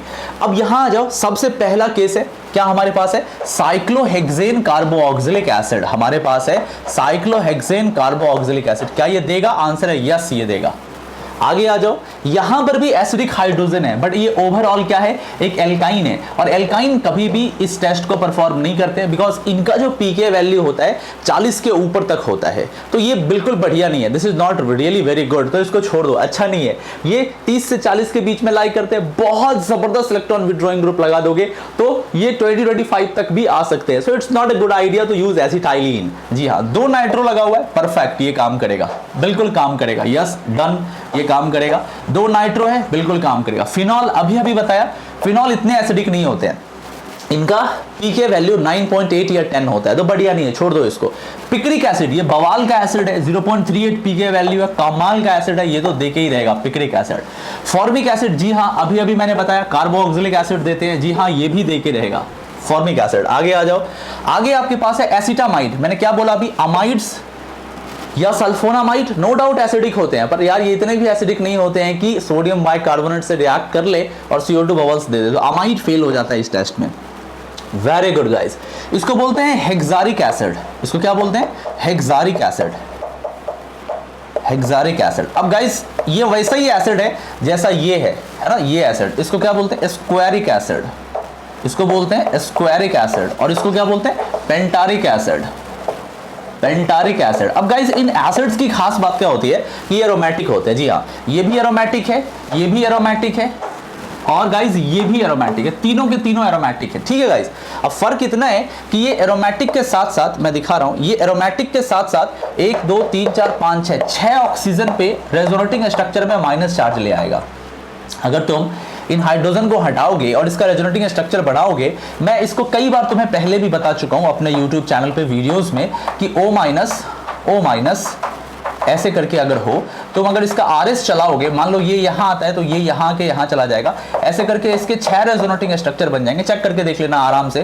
तो यहाँ पे O माइनस आएगा, यहाँ पे O माइनस, यहाँ C डबल बॉन्ड हो, C डबल बॉन्ड हो, C डबल बॉन्ड हो, C डबल बॉन्ड हो, फिर से ये यहाँ चलेगा, ये यहाँ चल के आएगा, ऐसे करके नेगेटिव बाडी करके 6 ऑक्सीजन पे आ जाएगा। तो ये पहली बात तो ये एरोमेटिक है। एरोमेटिक अगर मैं इसको रिप्रेजेंट करूँ तो ऐसे रिप्रेजेंट करूँगा, देखो कंप्लीट कंजुगेशन है ना, 1 2 3 4, सेंटर में 4 पॉजिटिव है, O पे माइनस, O पे माइनस, O पे माइनस, O पे माइनस, O पे माइनस, O पे माइनस। देख रहे हो कितना जबरदस्त एरोमेटिक है। ये एरोमेटिक है, जी हाँ बहुत जबरदस्त एसिडिक है, दे देगा। ये कार्बोऑक्सिलिक एसिड है, जी हाँ ये बिल्कुल दे देगा। फिनॉल है, फेल हो जाएगा। स्क्वायरिक एसिड है, जी हाँ दे देगा। पेंटारिक एसिड है, जी हाँ दे देगा। और H2SO4 तो किंग है भैया, किंग ऑफ एसिड, ये तो दे के ही रहेगा। तो कितने हो गए हमारे पास जो दे रहे? 1 2 3 4 5 6 7 8 एंड 9, टोटल मिला के 9 ऐसे हमारे पास हैं जो दे रहे हैं। फिर से चेक कर लो, कार्बोऑक्सिलिक एसिड पहला 1, दूसरा 2 नाइट्रो 2, तीसरा 3 नाइट्रो 3, फॉर्मिक एसिड 4, अमाइड नहीं है ये, हेक्सारिक 5, बेंजोइक 6, स्क्वायरिक 7, पेंटारिक 8, सल्फ्यूरिक एसिड 9। तो टोटल मिला के 9 ऐसे कंपाउंड हैं जो कि दे रहे हैं। तो याद रखना गाइस, एसिटिलीन हो गए, एल्कीन्स हो गए, वाटर हो गए, अल्कोहल हो गए, फिनॉल हो गए, अमाइड हो गए, सल्फोनामाइड्स हो गए, ये सब जो कंपाउंड होते हैं नो डाउट एसिडिक होते हैं, मेटल से रिएक्ट कर लेंगे, अमाइड से रिएक्ट कर लेंगे, पर बाइकार्बोनेट के साथ रिएक्ट करने की कैपेसिटी नहीं होती है। और एक बात और, बाइकार्बोनेट के साथ जो कार्बन डाइऑक्साइड का बबल्स आता है ना, वो कार्बोनेट से आता है CO2, ना कि इनके कार्बोऑक्सिलिक ग्रुप से। ठीक है गाइस, आई होप समझ में आया होगा। मूव करते हैं नेक्स्ट क्वेश्चन की तरफ। ओके गाइस, नेक्स्ट क्वेश्चन की तरफ मूव करते हैं। बहुत ही प्यारा सा सवाल है, छोटा सा बट ट्रिकी सवाल है। बोला क्या है कि KCN upon reacting with an unknown salt X produces a cyano complex and in this case KCN acts as complexing agent as well as reducer to identify salt। मतलब गाइस कि KCN जो है एक अननोन इनऑर्गेनिक सॉल्ट के साथ react करता है और एक साइनो कॉम्प्लेक्स बनाता है, और इस टाइम देखा यह जाता है कि KCN जो है ना सिर्फ एक कॉम्प्लेक्सिंग एजेंट है बल्कि रिड्यूसर भी है। तो बताओ सॉल्ट कौन सा होगा? Ferric chloride, ferrous chloride, cupric chloride, या ये तीनों के तीनों? ठीक है, बढ़िया सवाल है, इंटरेस्टिंग सवाल है, देखेंगे। गाइस जनरली तुमने क्या सुना होगा कि कॉम्प्लेक्सिंग रिएक्शंस जब कभी भी होती है तो सेंट्रल मेटल का, जो डी ब्लॉक का मेटल, जो ट्रांजिशन मेटल है, जनरली उसका ऑक्सीडेशन नंबर क्या होता है, कांस्टेंट होता है, चेंज नहीं होता है। जी हाँ, सही बात है। एग्जांपल के तौर पे तुम्हें दिखाता हूं, जैसे कि मान लो तुमने FeCl3 लिया और अगर इसका रिएक्शन KCN के साथ करोगे तो सबसे पहले क्या बनेगा, सबसे पहले क्या बनेगा, FeCN का होल थ्राइस फेरिक साइनाइड बनेगा और इस प्रोसेस में 3 KCl अलग हो गया। इसके बाद क्या होगा, FeCN का होल थ्राइस फिर से रिएक्ट करेगा किसके साथ, KCN के साथ, और ये क्या फॉर्म करेगा, ये फॉर्म करेगा क्या, K3FeCN6 इस कॉम्प्लेक्स का फॉर्मेशन करेगा। गाइस FeCl3 के केस में देखो, Fe कितने में था, +3 में था, FeCN6 में भी कितने में है, +3 में है, K3FeCN6 में भी ये कितने में, +3 में ही है। क्या ऑक्सीडेशन नंबर चेंज हुआ, ऑक्सीडेशन नंबर क्या चेंज हुआ, अपने आप से पूछो, आंसर है नहीं। हाँ, ये कॉम्प्लेक्सिंग एजेंट के जैसा जरूर काम कर रहा है बट ये रिड्यूसर के जैसा अभी काम नहीं कर रहा है, तो FeCl3 में काम नहीं कर रहा। आगे आते हैं FeCl2। FeCl2 में जब तुम KCN डालोगे तो देखो पहली बार तो सेम वैसे ही होगा, है ना, FeCN2 बनेगा आपके पास और साथ में क्या आएगा, 2KCl आएगा, ठीक है गाइस। इसके बाद जब तुम FeCN ट्वाइस में फिर से KCN डालोगे तो ये क्या हो जाएगा, ये बन जाएगा K4FeCN6 बन जाएगा, K4FeCN6 बन जाएगा। अब गाइस जरा बताओ कि ये जो रिएक्शन तुमने किया K4FeCN6 FeCl2 का, कोई ऑक्सीडेशन नंबर चेंज हुआ, देखो Fe कितने में है, +2 में, FeCN2 कितने में है, +2 में, K4FeCN6 में Fe कितने है, +2 में। आंसर है सर अभी तक किसी भी तरह का चेंज नजर नहीं आया, ठीक है। तो क्या CuCl2 होगा, चलिए उस पर भी विचार कर लेते हैं। देखो CuCl2 जब तुम इसमें KCN डालोगे ना गाइस तो ये कन्वर्ट हो जाता है पहले CuCN ट्वाइस में, मतलब पहले तो ठीक चल रहा है, प्लस हो जाता है क्या, 2KCl। अब गाइस CuCN2 की खास बात क्या होती है, CuCN2 स्टेबल नहीं होता, ये तुरंत टूटना स्टार्ट कर देता है। कैसे, ये टूटता है Cu2CN2 में और इस प्रोसेस में गैस निकलती है जिसको हम बोलते हैं साइनोजेन। क्या बोलते हैं इसको, साइनोजेन बोला जाता है, ठीक है। ये जो Cu2CN2 निकला गाइस, ये फर्दर रिएक्ट कर सकता है, Cu2CN2 फर्दर रिएक्ट कर सकता है किससे, KCN के साथ, और गाइस ये कॉम्प्लेक्स बना सकता है क्या, K3CuCN4। देख रहे हो, Cu के साथ थोड़ा अलग हो गया, CuCl2 में ये +2 ऑक्सीडेशन स्टेट में था। ध्यान से देखना, ऐसा नहीं कि आप सिर्फ देख रहे हो समझ में नहीं आ रहा हो, देखो ध्यान से देखना, Cu +2 में, CuCN2 अभी भी +2 में, कुछ नहीं हुआ, CuCN2 +2 में है और अब कहां चला गया, +1 में चला गया। अब ये क्या है, +1 में है और KCN के साथ रिएक्ट करके फिर से कहां चला गया, +1 में चला गया। तो +2 से +1, +2 से +1, मतलब गाइस इस रिएक्शन में हम क्या देख रहे हैं, ये जो कॉपर के साथ रिएक्शन हो रहा है Cu2 प्लस सॉल्ट के साथ, जरूरी नहीं है कि ये सिर्फ CuCl2 के साथ ही हो गाइस, ये CuCl2 के साथ भी हो सकता है, ये CuNO3 होल ट्वाइस, इन दोनों के साथ जनरली बहुत बढ़िया से ऑब्जर्व किया जाता है, क्यूप्रिक क्लोराइड के साथ और क्यूप्रिक नाइट्रेट के साथ। तो FeCl3 में ये कॉम्प्लेक्सिंग एजेंट के जैसा जरूर काम कर रहा है पर रिड्यूसिंग एजेंट में ये फेल हो जा रहा है। FeCl2 में गाइस ये कॉम्प्लेक्सिंग एजेंट के जैसा जरूर काम कर रहा है पर रिड्यूसिंग एजेंट में फेल हो जा रहा है। CuCl2 के साथ ये कॉम्प्लेक्सिंग एजेंट में भी पास हो जा रहा है, रिड्यूसिंग एजेंट में भी पास हो रहा है। ऑल ऑफ दिस तो होगा नहीं, तो A is wrong, B is wrong और C is the correct answer. तो गाइस देखो ये जो था ना, आप तुम बोलोगे सर ये कहां से आया, ये गाइस GIOC का लेक्चर नंबर 7 है, जहां पे हम क्या पढ़ते हैं, दो चीज पढ़ते हैं, ऑक्सीडेशन और रिडक्शन। कहां कहां इनऑर्गेनिक केमिस्ट्री में हमें पूरे साल लगेगा, वहां पढ़ते हैं लेक्चर नंबर 7 में, 6 में नहीं 7 में, और 8 में इसका एप्लीकेशन होता है डिटेल से कि कौन सा कॉम्प्लेक्स, मतलब कौन सा कॉम्प्लेक्स कब बनेगा, टर्न्सबुल ब्लू क्या होता है, प्रुशियन ब्लू क्या होता है, ये सारी चीजें, जितनी भी चीजें आप देख रहे हो, ये सारी चीजें आपको बताई जाती हैं GIOC में। गाइस देखो GIOC का पूरा कॉन्सेप्ट है, ये पूरा का पूरा 35 लेक्चर है, 35 लेक्चर है, 35 × 90 मिनट। तो अगर किसी आप ऑर्गेनाइज कोर्स में जाते हो, किसी आप कोचिंग में जाते हो तो ये सारी चीजें आपको नजर आती है, लेकिन अगर रैंडम में पढ़ाई करते हो तो तुम्हें तो पता ही नहीं चलता कि हमें क्या पढ़ना है और क्या छोड़ना है। इससे क्या होता है, रिजल्ट नहीं आ पाता है। तो गाइज हमारे डिटेल्ड कोर्सेज अनअकैडमी पर भी अवेलेबल हैं, आप जरूर आएं, 1 साल का सब्सक्रिप्शन लें, 2 साल का सब्सक्रिप्शन लें, बहुत सस्ता है ये, आपके खाने और रहने से भी सस्ता है। तो आप हमारे कोड का यूज करें IITN Explains, आपको 10% का डिस्काउंट मिलेगा और साथ ही साथ आप हमारे डाउट डिस्कशन का जो टेलीग्राम ग्रुप है वहां जुड़ जाएंगे।